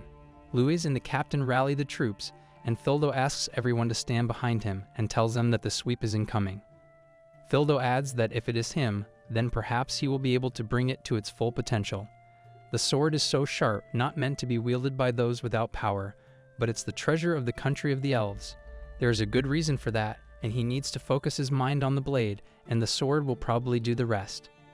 There is a sudden explosion, and all of the troops run towards it. They all look up and see that Fildo has attacked. Fildo asks them to please look after the men, and when everyone is spread out, he can't cover for them. They'll be in trouble, and he will draw this guy's attention. He says that if this drags on, the aftermath of the attack will be directed at the soldiers. This is the holy sword Excalibur's slash of light, and it is the only way to attack. The troops think about how amazing it is that the huge body is sustaining more and more injuries, and they can do this. They realize that light blades alone only work on the surface skin, and Fildo needs to come up with something else, considering the dragon is still not finished yet. Fildo grabs onto his sword and begins to attack the dragon again, thinking that playing it a bit at a time won't work. He needs to strike at the most vulnerable area with maximum firepower. He grabs the sword and tries to attack, once again thinking that his mind needs to be on the blade. Lunasis calls out to Fildo and is confused as to what just happened. Fildo looks at the dragon and tries to focus, thinking about how it's from the inside that he can do this. The troops see how Fildo strikes the monster, and they all shout and cheer, realizing that he probably did it. They say that Master Fildo has defeated the monster. They begin to cheer that he had finally beaten it. Lunasis looks over and thinks about where Fildo actually is, hoping he isn't injured. On the other side, Fildo is unable to move, no matter how much he tries. His whole body, even his finger, is immobilized. He thinks about how now, if he does die, it will be for nothing, and that his stamina and magical power have been drained. He contemplates how this ability is very dangerous. Lunasis calls out to Fildo, shouting his name over and over, and when she finally reaches Fildo, she asks him to stay with her. Fildo calls out to Lewis and asks her if he had done it, if he had defeated the monster, and if he is not dreaming. Lunasis suggests that he should get up and see for himself. Fildo smiles and says that it is okay, he can drink it himself. The troops all gather and begin to head back to the castle. They are standing in front of the king. Fildo begins to wonder when was the last time that this country had looked so bright. He looks at everybody, cheering and happy, and they seem satisfied with his mission. Agate tells the king that even if he spends his life being grateful to Fildo, it would never be enough. Perhaps living too long is another thing to consider, as his senses become stiff and dull. The king says that because him and Lewis did not give up, the people were finally saved, and that the artifacts made by His Majesty had prolonged the lives of people. The others tell him that that is not true, that in the end, it turns out that Lunasis was correct all along. His Majesty says that he would very much like to talk about welcoming him into the family as his son-in-law for their daughter, and asks where Fildo is, considering he is the man of the hour. Friends search for Fildo and tell him that he had forgotten the mantle. They think about how he was down there just a few minutes ago and try to look for him, calling out his name very loudly. They think about how it's only miraculously recovered with his help, and that there's a lot of things that she needs to do to get there, to get back on their feet after this. She says that the country was not completely yet saved, and that was why Lunasis was also looking like someone who was ready for a trip. She asks Fildo how he plans on getting out of the mist by himself, and says that she can follow him. She tells him that she would have killed him if he had fallen on his head, and that he pulls off a big move without even thinking about it. She thinks about how Fildo is strong yet has an air of dangerousness about him. She says that because she wants to be with him, even if it is only for a while, she wants to join wherever he's going. He asks for her because he needs her power, and tells her that he needs her to live a long and healthy life. Lunasis tells Lewis to do whatever she wants. Lewis hurries up behind Fildo. On the other hand, the light of Chlorine is stuck in a cave where the walls are attacking them. They are thinking about how they are the strongest killed and wonder why this is happening to them. A man begins to shout for Claude over and over again. Claude asks the man what is wrong, and he asks who this kid is, to which he replies that he is the guild leader. He is told that he had taken him in from the orphanage that they had stopped at the other day. Claude shouts, saying that it is their young worker, and that they need to make sure that he is well prepared so he doesn't die doing chores. He shouts, asking why him, and thinks about how it's a bummer, and says that it's like babysitting, right? He says good for him, Cloud has finally got himself a little brother. He calls out to Fildo, asking him his name, and he replies that his name is Fildo. A girl asks if they don't remember that he had gotten bitten while taking down a giant rat in the underground irrigation canal. She says her face is burning, and her arm is really hurt. She asks Cloud to wake up, and when she realizes that he is awake, she asks him to run and says that if they are caught, they will be done. She says that his facial injuries are his own fault and that he had gotten into a dispute with the client. She adds that if the military police hadn't come, he could have died, and asks him if he realizes how serious the situation had been. She says that she had taken it because he had said it was a low-level quest, but instead, they were almost eaten alive, and in the end, they had to retreat due to a giant rat. They all run back to the guild, having failed to complete the request, and they run over to the executive. They begin to have an argument with him as he says that that is not why he had said not to do it. He asks how they could take on another adventurer's quest on their own. He says that they were in over their heads at the end, and that they need to stop fighting, and that they need to shut up, and calls them Mama's boy. They head to a bar and they all toast to their guild, the Light of Glory. The others ask where they had found the dealers and think about how they will be fine with anything as long as they get paid. She thinks that they really are parasites. Carl asks Cloud to sit down as she wants to begin the healing. She thinks about how those who remain are all like that and that these guys, they're going to stay there until their money probably runs out. He guesses that they are back to their original abilities and that somehow he had managed to get the bleeding to stop. Carl thinks about how any more than this will require a visit to a healer at the clinic. Dorothy thinks about how it doesn't seem to be working at all, that even with all this effort and trying their best as expected, their power has been taken away. She begins to shout, asking what is with them, and if they were at the original level, then they could raise it again. She says that all this time they had been trying to push their way through by force, and so they don't even remember how to finish adventures or to fight as adventurers. She thinks about how this is seriously the worst thing that could happen. One of the men says that they have the strongest magical support and almost infinite recovery magic that could heal any injury in no time. He thinks about how up until now everybody was strong and they were able to do well, but now it is impossible. Bob sighs and says that they need to give up on the light of glory and consider disbanding the guild. Babson gets shouted at, being told that it is not because he had gotten scared and screamed that the Rat 6 had noticed him. They told that the Rat 6 termination should have been a simple job, and a novice adventurer could have done it, but yet they had somehow failed. Bob Simon says that it was only because now he can only handle this kind of equipment and asks for them to look at the bat.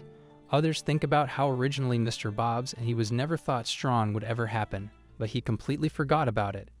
Carl asks what he expects her to feel at ease about and says that he is right.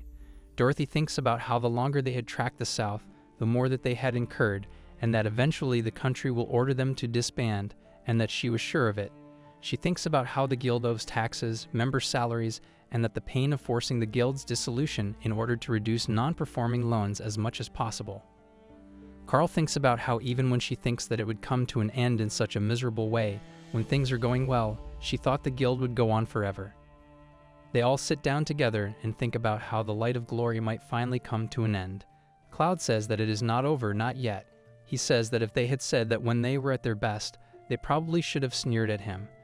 Dorothy tells Cloud that if the guild's going to continue, their dreams will be shattered. Cloud asks them to get a grip on reality and says that the light of glory can still start over. He says that a single mistake means nothing, and that if it's another quest this time, they will take it. Charleston looks over at Cloud, feeling confused. Cloud says that the light of glory was not only around here, and that they are going to make it a top guild that will become famous all over the world. He says that such things were what they were dreaming about this whole time. Bobs, feeling frustrated, covers his face with his hand and says that it's not even with their own power, but they were so full of themselves. He thinks about how it only seemed that way because they were so elated at the time. Carl turns to him and tells him that it is not possible anymore. She adds that it's a dream, but she thinks the same thing as well. Dorothy says it was already a miracle that they had made it this far in just 3 years. There isn't a trace of the top guild left anywhere anymore, and that expensive guild management costs are non-consistent with the level of competency. She adds that all that remains is a bunch of deadbeat money-grabbing adventurers. She asks Carl what they can do without the light of glory, and says that they would have nothing and would disappear if they did not have the guild. Bobs turns around to them and says that he is going back to his hometown. He says that he had been worried about his mom for quite a long time because she was very weak and alone. The girl says that she was thinking of opening a healing massage parlor, and that even if she cannot heal an injury, at least she can help soothe the hip or back pain. Carl then turns to Dorothy and asks what she would do if the guild did not last very long. Dorothy says that she is done being a mage for a good time now, and that there is no demand for the ineffective spells that she had been doing. She says that she had figured that she would hook up with some rich random person or aristocrat. She asks them all if they realize that she is the only pretty face left, and therefore she can probably do it. Bobs turns to Carl, saying that she seems pretty shocked, and asks if she didn't realize that the two of them were exactly like that. Cloud says that they both have bad personalities, but their chemistry is not that bad. He asks what the point is of two unemployed people seeing each other, and says that they could have had status, honor, and money. Bobs is shocked and asks if they are going to throw him away, saying that it can't really be helped. Cloud says that because they had lost everything, there was nothing left attractive about them, but that was all in the past. He thinks about how if they know what it means to appear before the king and to still have their heads attached. He says that attacking people on the street and even taking them hostage means there was nothing left and everything was lost, as they were pretty aware of the consequences of their actions. Cloud thinks about how it is all because that kid did not testify.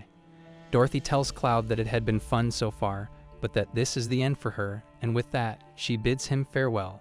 Carl thinks about how, despite their short time as a guild, she thanks all of them for whatever they had done for them and asks to be excused as well. Cloud thinks about how he doesn't know if he's being nice or not, but that his naivety is what had saved their lives, and so why would he just let it go? He says he means even without dreams, he can still live their lives freely. He tells Mr. Bobs to come with him, and Mr. Bobs says that he had been saving up some money from his guild, so he won't be working for a while, and he has decided that he will just be with his mom. He says he did send her letters, but that he was really worried about her and wanted to visit her. The girl asks if he had said that his mother was Frill, and he says that her UPS were. Carl tells him to then come to her store while he is in town, and he will give him a service, to which Bobs replies, "Thank you." He says that a second life of wielding a spade when his savings run out was going to help out his farmer neighbor. Mr. Bobs thinks about how it is in bad, and that the guild leader is the same old money-making scheme again. A man drinking beer thinks about how what's with all the silence, and says thank you for always working so hard for them and the members of the guild. He begins to run away, saying that he was going to ask them to pay for the drinks, but that the military police needed to be called. Dorothy thinks about how all the executives were dead and that they had all been very strategically killed. Many people walk by thinking about what had happened there. There is a girl that steps in, saying that if Mr. Filda stares at her that much, he will burn a hole in her. Filda thinks about how there is still some time before the shift change and asks if Lunasis knows that. He thinks about how they should do some singing practice as basic training is very important. He turns to Lunasis and asks if there is something wrong. Lewis says that while its inherent abilities are, of course, incredibly powerful, the sharpness of the blade itself is unparalleled, and its delicate design is truly a work of art, an elf national treasure. Fildo says that that is not what he meant when he had asked her about what she thought of his sword. He rephrases, saying that he was actually asking about his swordsmanship, and what he meant was like, how does it look to the sword saint? He begins to think about how she should answer that and thinks that all she can say to Mr. Fildo is that it is true that he is very strong, but in terms of swordsmanship, she thinks there is still a lot of room for growth. She thinks about how even his old sword wouldn't have burned out that much, and that if only Mr. Fildo had mastered the ideal sportsmanship. She says that she doesn't think anyone could have beaten that monster except for Mr. Fildo, and that other things, for example, the gigworks that he had defeated the other day. She says that if he wants to hit it with the blade of light, she believes there were more effective spots that he could have gone for. She says that if he was trying to reduce the mobility, it was recommended to go for the base of the fin and wonders if it shouldn't have been the eyes or something. She says that while it may have been effective, without their vision, it would be impossible for them to turn their attention back to him. Fildo says that he realizes and says that that is right. He thinks about how if that huge body had been confused and went on a rampage, it could have probably caused a lot of damage to the surrounding area, which wouldn't have worked out well for him. Fildo turns to Lunasis and says that he actually has a favor to ask. He asks her if she can teach him how to fight with a sword and says that it's something that his ability enables him to do. He says that she is already way stronger than he is, right? And therefore, no matter how his status is, he has far too little experience as an actual adventurer. He thinks about how the way he is now, that nothing has changed from the man he used to be when he was kept alive by his abilities. He tells Lunasis that he wants to become stronger as an adventurer, that he wants the strength not driven by his abilities. On the other hand, Mr. Bobson is trying to hit Cloud. He thinks about how it hurts, and there's a lot of blood everywhere. Carl asks what happened and who the man he is hurting is. Bobson does not reply and quickly snaps his neck. Dorothy realizes that there was no going back for him now. Cloud gets frustrated, saying that this is all his fault, and begins to walk away from all of them, from the guild itself. All the elves are celebrating their success, and thinking that that day shall be their national holiday for the elves, and that it will be passed down from generation to generation, as it was a very important event that had taken place. They all think about how there will probably be a national celebration at a later date. This is the story of Fildo and his group after they had returned to the country of the elves. His Majesty says that everyone until now had suffered so much, but in the end, they had persevered. He says that Fildo must be tired after that long expedition, and that there are hot springs in the royal palace that he can use. He is told that he should go for a nice soak and have a good night's rest, and they will get his clothes in order while they are at it. Upon hearing this, Fildo thanks them for their hospitality. Fildo finally makes his way to the hot springs and enjoys taking a nice long bath. He thinks about how with this much humidity, it is going to be hard for clothes to dry. However, he is told that they try it on a red rock heated by geothermal heat, and that is why the fabric of the elves' clothes was so thin, to which Fildo says that he understands. He is enjoying the hot springs very much, thinking about how it feels like paradise. He thinks about how when he had seen the city from afar, he had thought that this was just a splash of water, and he had thought that it was the steam. He is offered a drink and thinks about how it was water collected from the trees in the forest, and it was cold and slightly sweet. Fildo thinks about how the cold water will seep through his feverish body, and the thought makes him happy. As he soaks himself suddenly, Lunasis reaches out to his back and says that she thought it would be nice to wash his back since he was her benefactor. She looks over at him after his reaction and asks if she is being a nuisance. Fildo asks if it's okay, but why when he was naked? Lewis says that it is only natural for her to want to show her gratitude to the benefactor for what he had done for her country, that Mr. Fildo had helped save all the elves and had also saved her life as well. Fildo asks her if she is not a nuisance, but why his back. She asks him if he does not want her to massage his back and if it was because her body was unattractive. She says that she had been sick and that she didn't have a great body like her sister, and so she would understand. She asks if it's supposed to actually be naked when entering a hot spring. Fildo says that he doesn't think that she is unattractive and that he appreciates the gesture, but that she had just caught him off guard and that he was very surprised. Lunasis says that she understands. Illumina sees this and runs over and says, asking Lunasis what she is trying to do with Mr. Fildo. She says she's trying to ask Fildo to let her wash his back. She tells Illumina that she just wanted to wash Fildo's back and asks if she can't. Fildo thinks about how they were the ones who had run out on her, and suddenly, Lunasis starts calling out to her sister, saying that she came in late, and that it's not fair. She insists that it's not fair because she was in the middle of washing Mr. Fildo's back. She asks Fildo if it feels good, to which he says that it does, feeling shy and covering his face.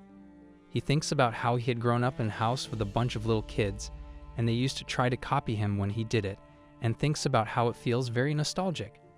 He thinks about how it feels strange to have your back washed by someone, and Lunasis asks him if he had actually never done that before.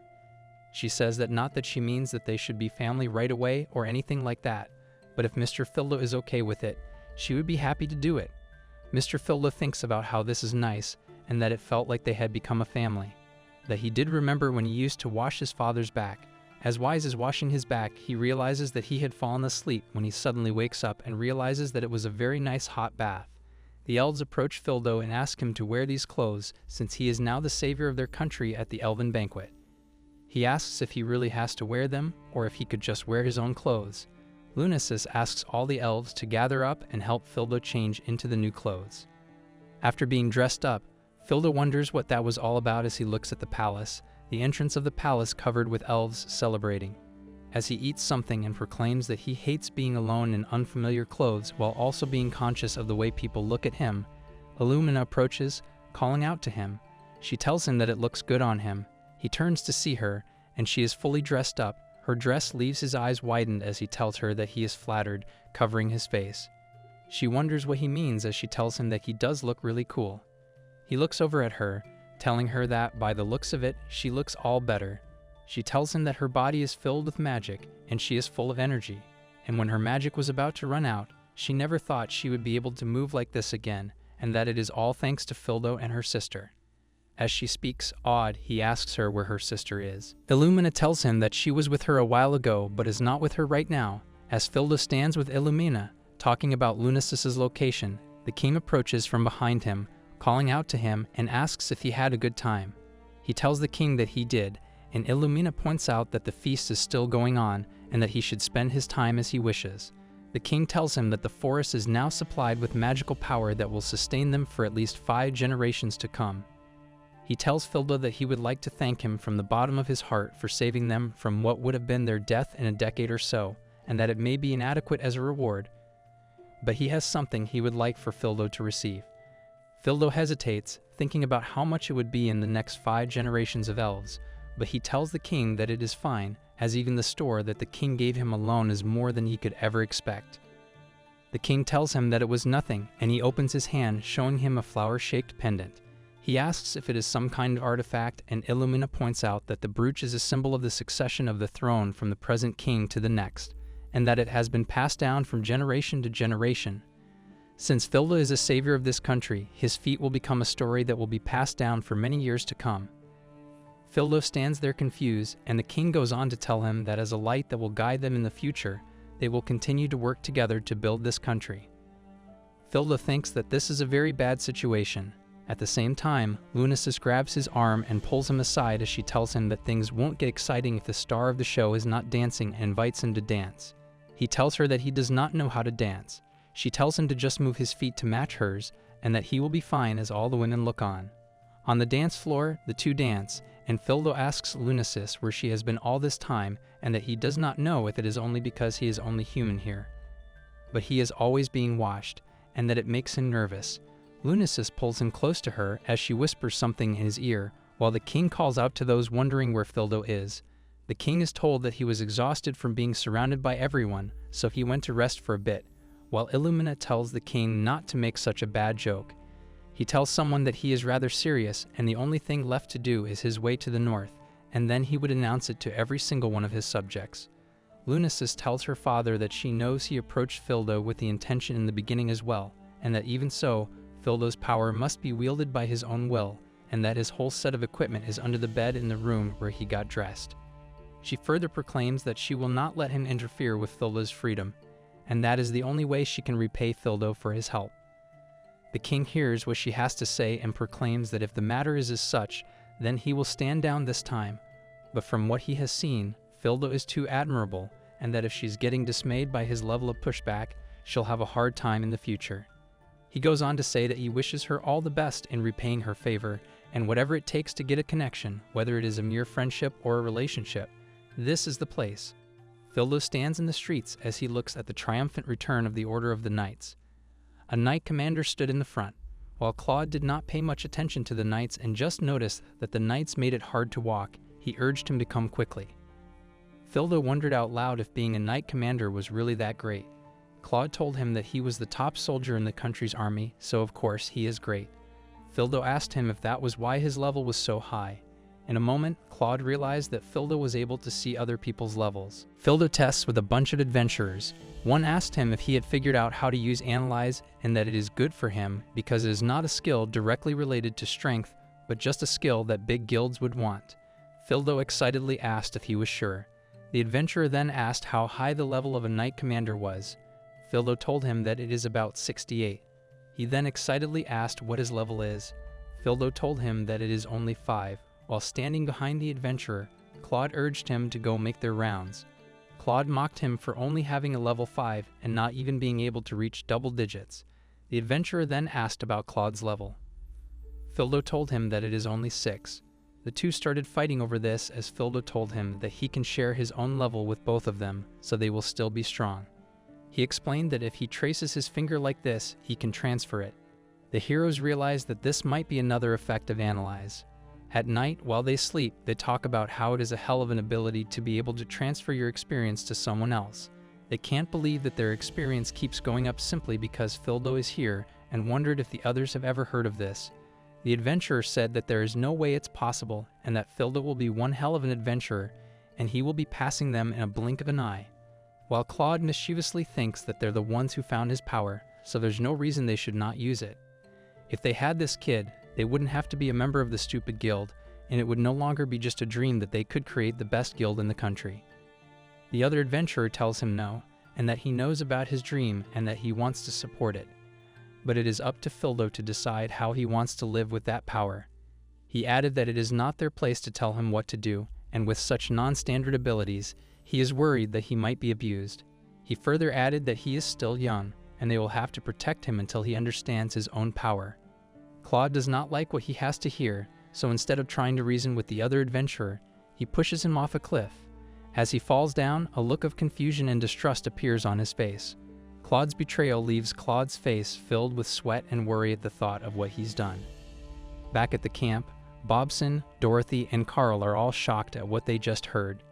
When Filda rejoins them, he tells them that they were surrounded by demons, and that he fell down the cliff. While they wonder what's after, he tells them to calm down for now. They have to wait until morning and then return to the guild. Claude tells Filda not to tell anyone about his abilities because he was worried about him until the very end. He tells him not to worry because he will make good use of his abilities for their sake, and that he's going to make sure that they are the strongest guild in the world. Fildo exits memory lane as Lunasis' voice brings him back to the present. Lunasis asks him if something is wrong, and that he seemed lost in thought earlier. He tells her that it is nothing, and he was just a little spaced out, that's all. Illumina calls out to them, telling them that there's a castle, and they were wondering if that is their destination. Add some shower sorry. Turning towards the castle, Lunasis tells Fildo that if she runs too fast, she will fall down again. She tells her that she's not a child anymore and hurries onto the castle gate. Expedient distribution ability is an ability to distribute one's own experience to party or guild members. In addition, when there is a person with an inability in the party, it has the effect of amplifying the experience gained by that member. By the time that the Light of Glory became the top guild, Fildo had been banished, undecided about delivering a free solo life. He continued his journey, but by a strange turn of events, he went to the land of the elves with the sword Saint Lunasis and was accompanied by 2 elf princesses, ancestors Lunasis and Illumina. His journey continued. While in a store, Illumina seemed excited looking at a glass jar covered with artwork with fish inside. Lunasis looked down at her, calling out to her, and told her that they're not for sale and not to touch them carelessly. Illumina tells her that it was her first time in a human country, so she was thoughtless. Rosa just looked at the accessories over there while the shopkeeper comments that he's glad the sisters are enjoying themselves. He never thought that he would be partying with a sword saint like Lunasis, and that he never knew Fildo was not an ordinary man. Fildo dresses to tell him that it is not like that. Their party now is kind of a temporary contract. He tells him that the best part is that he can share the sights that he has seen with his companions, making them good friends. A good journey can help a person grow. Lunasis looks a lot more like an adventurer than she did before, and they only met a few months ago. Like an adventurer, he's just doing what he has always wanted to do. The shopkeeper tells him that it is not the time that matters, rather it's the experience. He has been wondering about this for a while now, but that sword on his back, he wonders if he could see it. He takes his sword and puts it on the counter, examining it further. He comments that it is wonderful, wondering where he got such a great work of art. Fildo, a little hesitant, tells him that it is something that was given to him for various reasons. The shopkeeper tells him that the details are amazing and probably enchanted as well. This kind of equipment is often designed by dwarves, and this could be one of them. You mentioned the dwarves, since the dwarves were all blacksmiths by nature, and the armor which they hammered was usually enchanted like this. It is said that many legendary arms were made by the dwarves, and even if they have the same form, it is at war. For the market will vary by price more than one figure. Lunasis approaches Fildo and whispers in his ear, asking if he's interested in dwarf country. He tells her that of course he was wondering if it was necessary for her to suddenly speak from behind him, and startled him as he turns to her and sees a grin on her face, asking her why there is such a grin. Before she can tell him, Illumina suddenly projects from behind and tells Fildo that they have a close relationship with the dwarf country and that they're old acquaintances of their father. They have met them too, but that the dwarf country isn't in hiding, and she wonders what the first is about. All the dwarf country, which has workshops with the best craftsman skills, is gathered. It is a very strict country, barred entry. And as a human, let alone a first-time visitor, Fildo would have been turned away, but with the sister's request, a visit in person would be possible. Illumina, with a grin on her face, asks him if he would like to enter dwarf country. As her grin shines, Fildo nods, and then she tells him that it is decided on that they will go to dwarf country. As they head out onto the street, Center notes that they're supposed to be back at the inn before the sun goes down, or they'll wonder if Fildo is not coming with them. Fildo comments that now that they're with each other, they should take a tour of the city, and that it would be a perfect opportunity to learn about life in the human country. While Lunasis tells Illumina to hold on and not let go as there are a lot of people, Illumina comments that Lunasis is once again treating her like a child. She tells her that even as a sister, she knows how much magic Illumina holds, and that as an adventurer, she can at least protect herself. Lunasis thinks about that, being able to shoot magic is not necessarily a strength and wonders if it's still too early for Illumina. Lunasis eases the situation by telling Illumina that she just wants to hold hands with her, wondering if it is okay. She tells her that she couldn't help but feel a bit flustered whenever she was with Fildo and that it could not be helped. Fildo heads the other way, and he comments that he might as well go check out some of the other stores. The little girl approaches Fildo and asks him if he knows where she can find the flower shop. She knew that Fildo was an adventurer because he was carrying a cool sword. As the two walk down the street, she asks him if he ever killed a big monster or something. He tells her that he killed one as big as a mountain. She mentions that her mother used to say that adventurers sometimes try to show off and report things out of proportion to what they actually are, and that's a problem. Her mother works as a receptionist at the guild. While he thinks back to the receptionist he met, the girl goes on to tell Fildo that today is her mother's birthday, which is why she wanted to go to the flower shop by herself. She went out in secret, and her mother might be mad at her. Fildo crouches down and tells her that her mother won't be mad, and that she is probably very worried about her. If she apologizes properly, she will forgive her, and she will be happy with the gift. The girl asks if she would really be happy, and he tells her yes. Fildo further tells the girl that if her mother is going to be mad at her, then she might as well be mad at him as well. He tells her not to be afraid and says that now that they have bought the flowers, they can go to the military police station nearby. As Fildo turns around, he bumps into Pen. The two meet with confusion, and Fildo sighs with a sense of anger.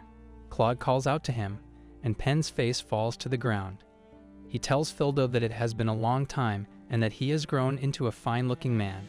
He heard that Fildo was now partying with the Sword Saint and asks if it's true. Pen further comments that Fildo abandoned them and is spending every day with the Sword Saint, and it's quite a nice adventurous life he has. Fildo asks what he means, since he is the one who kicked Fildo out, while Claude comments that they've been through a lot since that happened. Another king has been on the guild's back, and the guild has been suspended.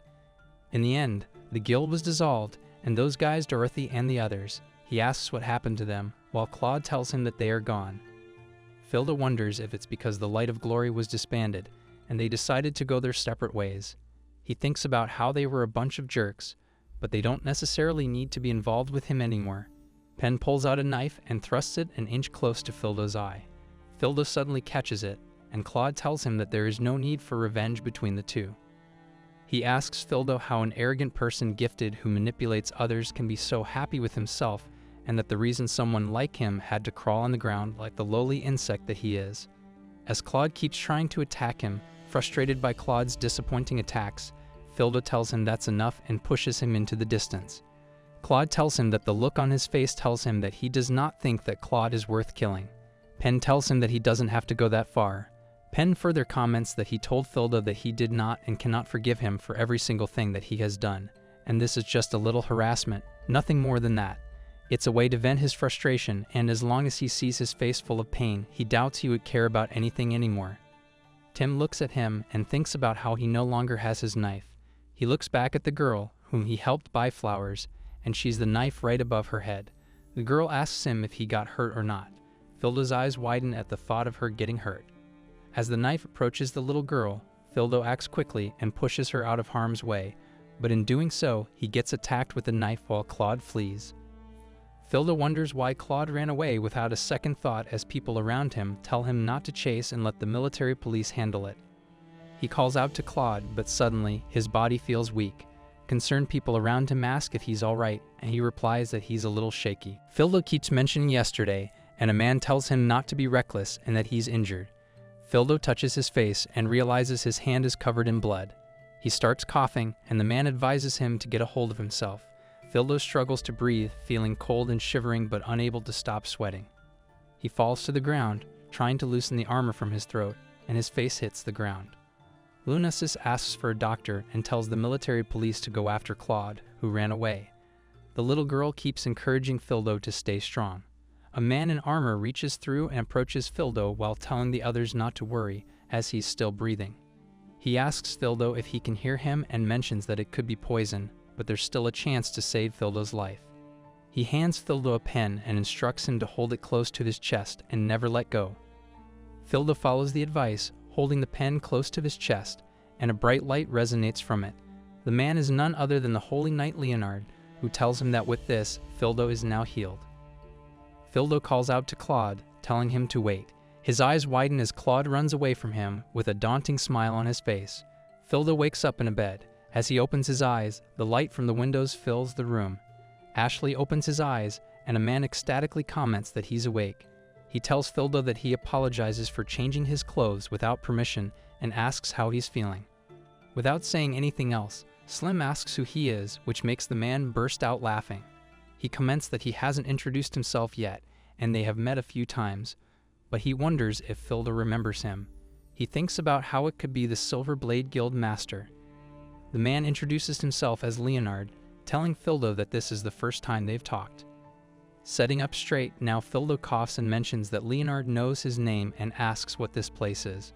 Leonard tells him that it's their guild restroom. He further tells him that they used to compete with Glory all the time and that information about rival guilds had actually come to his ears. He also says that it seems like Fildo's throat is dry as he offers him some water. He comments that Fildo has been asleep for 3 whole days, so it is understandable. Fildo's eyes widen upon hearing this. Leonard tells him that he neutralized the poison, but it must have placed a significant burden on his body. He also mentions that Fildo's comrades are worried. As soon as he contacted them, Fildo wonders what he means by poison. He asks if there was a little girl around and tells Leonard that he appreciates them saving his life, but that there's no reason for someone to go through the trouble of taking care of him. Another man with a mask and hat tells Fildo that he will check on his condition right now. He mentions that the poison Fildo received was the fang of the red serpent and the venom gland of the Madara snail. He tells Fildo to open his mouth for examination, which Fildo does. The man further explains that the poison is a concoction made from various ingredients, including poisonous mushrooms, and it disrupts the senses of balance, causing paralysis of the respiratory system and damage to the internal organs. He says that ordinary people would be dead by the time they were grazed, but because Fildo's physical endurance is far greater than that of a normal person, they got to the detox in time before he died. Leonard tells Fildo that he's an appointed gifter and that he's very interested in his powers. Fildo wonders how he knows, to which Leonard replies that information about traveling kills naturally reaches his ears. He adds that though Fildo may not be aware of the exact details of his power, the fact that Light of Glory reached the top kill within a few years is something that would only be possible due to his power. Fildo asks why he was abandoned by Pen and tells him that if it was him, he would never let him go.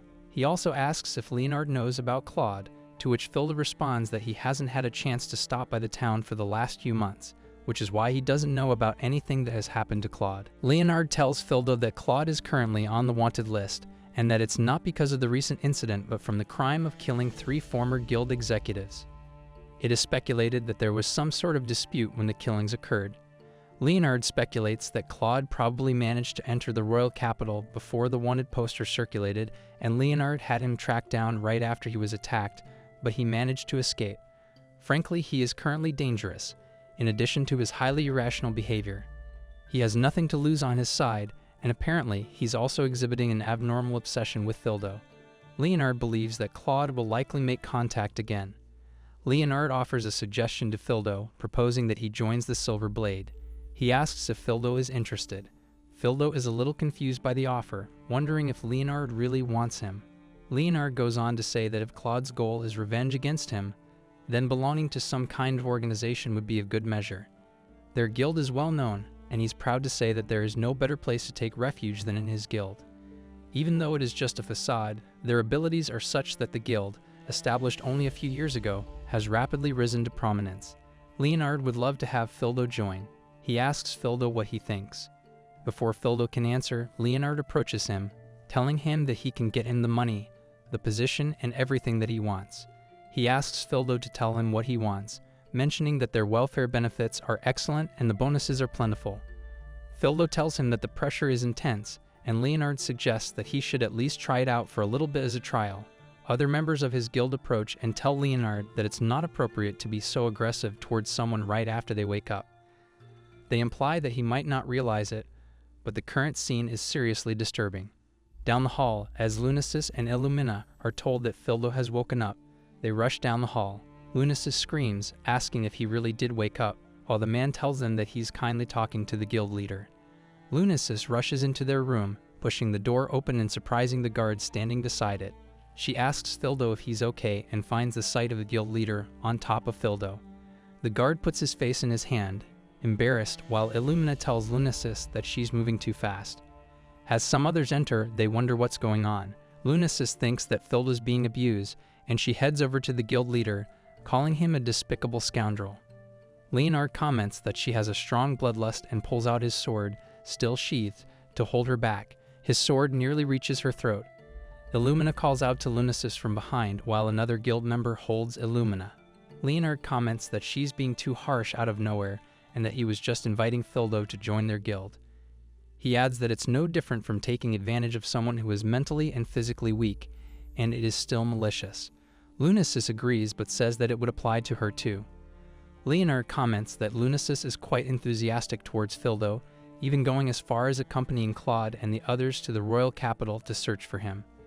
Despite never having a deep connection with anyone and never showing a single smile from the beginning, her intention was to get close to Fildo because of his abilities. Fildo asks if that's true as she draws her sword, and Leonard asks if she's going to say she didn't mean to do it.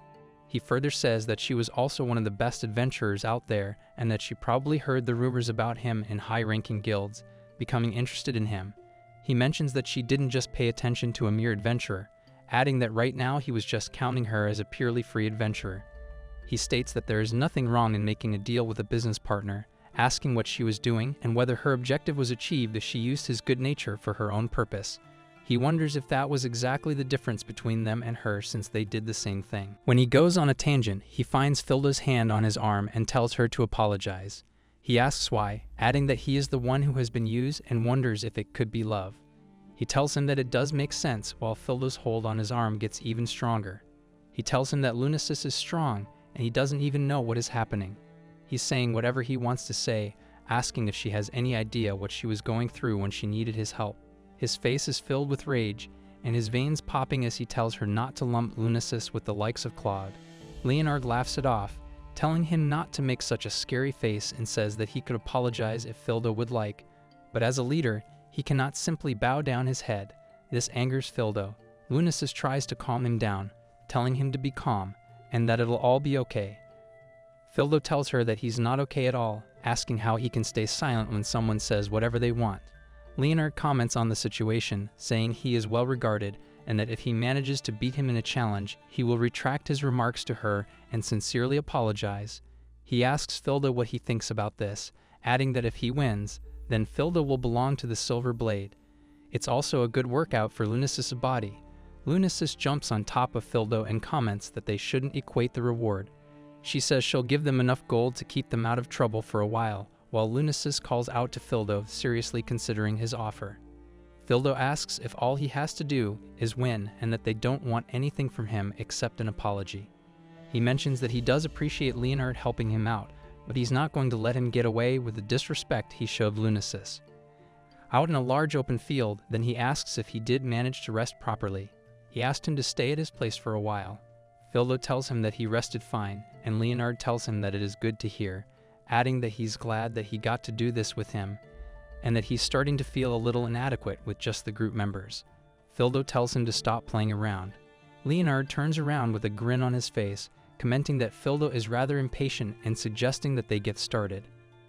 They stand opposite each other with wooden swords prepared to fight, while the others look on from a distance. Fildo is told by Leonard that the training hall has been cleared of all people, and that both of them should avoid drawing attention. They stand opposite each other in the middle. Fildo's tension rises when he thinks back to when he was in the room with Lunasis, and as she told him to not think of going easy on Leonard. She mentioned that it goes without saying, but what she is trying to say is that she wants Fildo to go in there to kill him. She asks if Fildo saw his level, as he is certainly strong, and shows that he's undoubtedly the top class in this country. No matter how high Fildo's level may be, he must never let his guard down on the Silver Blade Guild leader, who is the strongest paladin.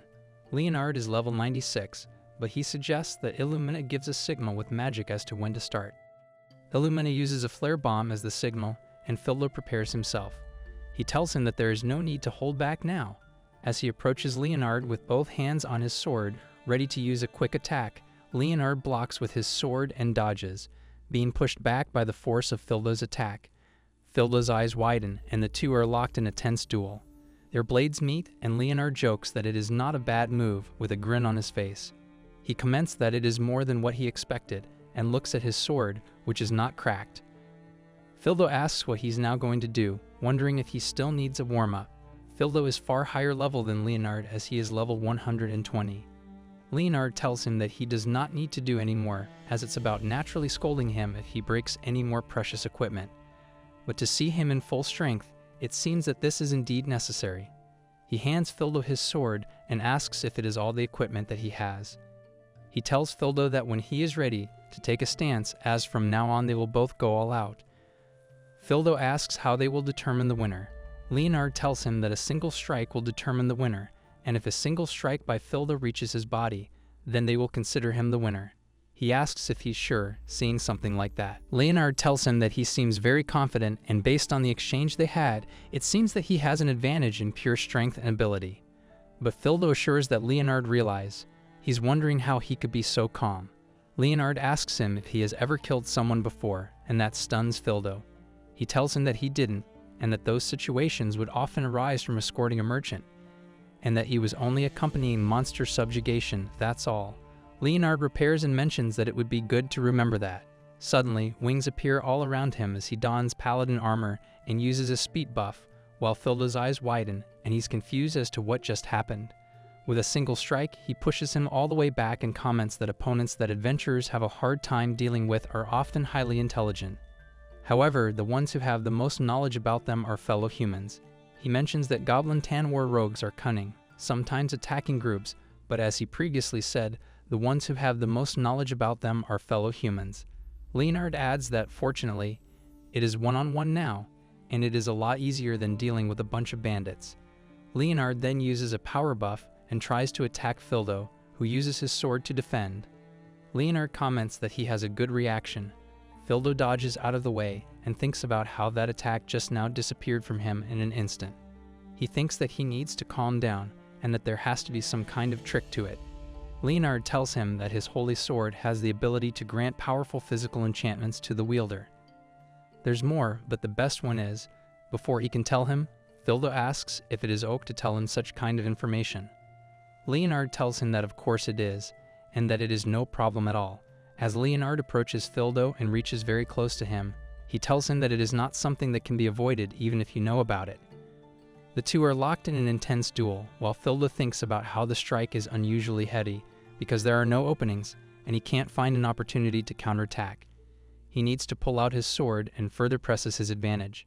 Leonard keeps joking and tells him that his feet are out of place. Fildo thinks about how he is so hard to deal with, but on the sidelines, Illumina watches with wide eyes while Lunasis stands there. As they duel, Leonard keeps talking with Fildo, even telling him that he got a little carried away. Lunasis suggests that they move up, because here they're just in the way. She wonders why Fildo is having such a hard time, and that, for instance, if they were to fight using purely swordsmanship, he might have a chance of defeating Leonard. However, when it comes to practical application, the situation changes and he probably concentrates his enjoyment on a single point, allowing him to momentarily surpass even Fildo's physical abilities. In addition, his combat style is close-quarter specialist, and his strength lies in his level of adaptability. She adds that he makes a formidable opponent for Fildo, while Illumina asks Lunasis if Fildo is going to win. A fool who cannot be read based on instincts or learned behavior, unlike beasts or demons, was what was told to Leonard by the king when he was summoned. In the case of Fildo, the king left the matter to him.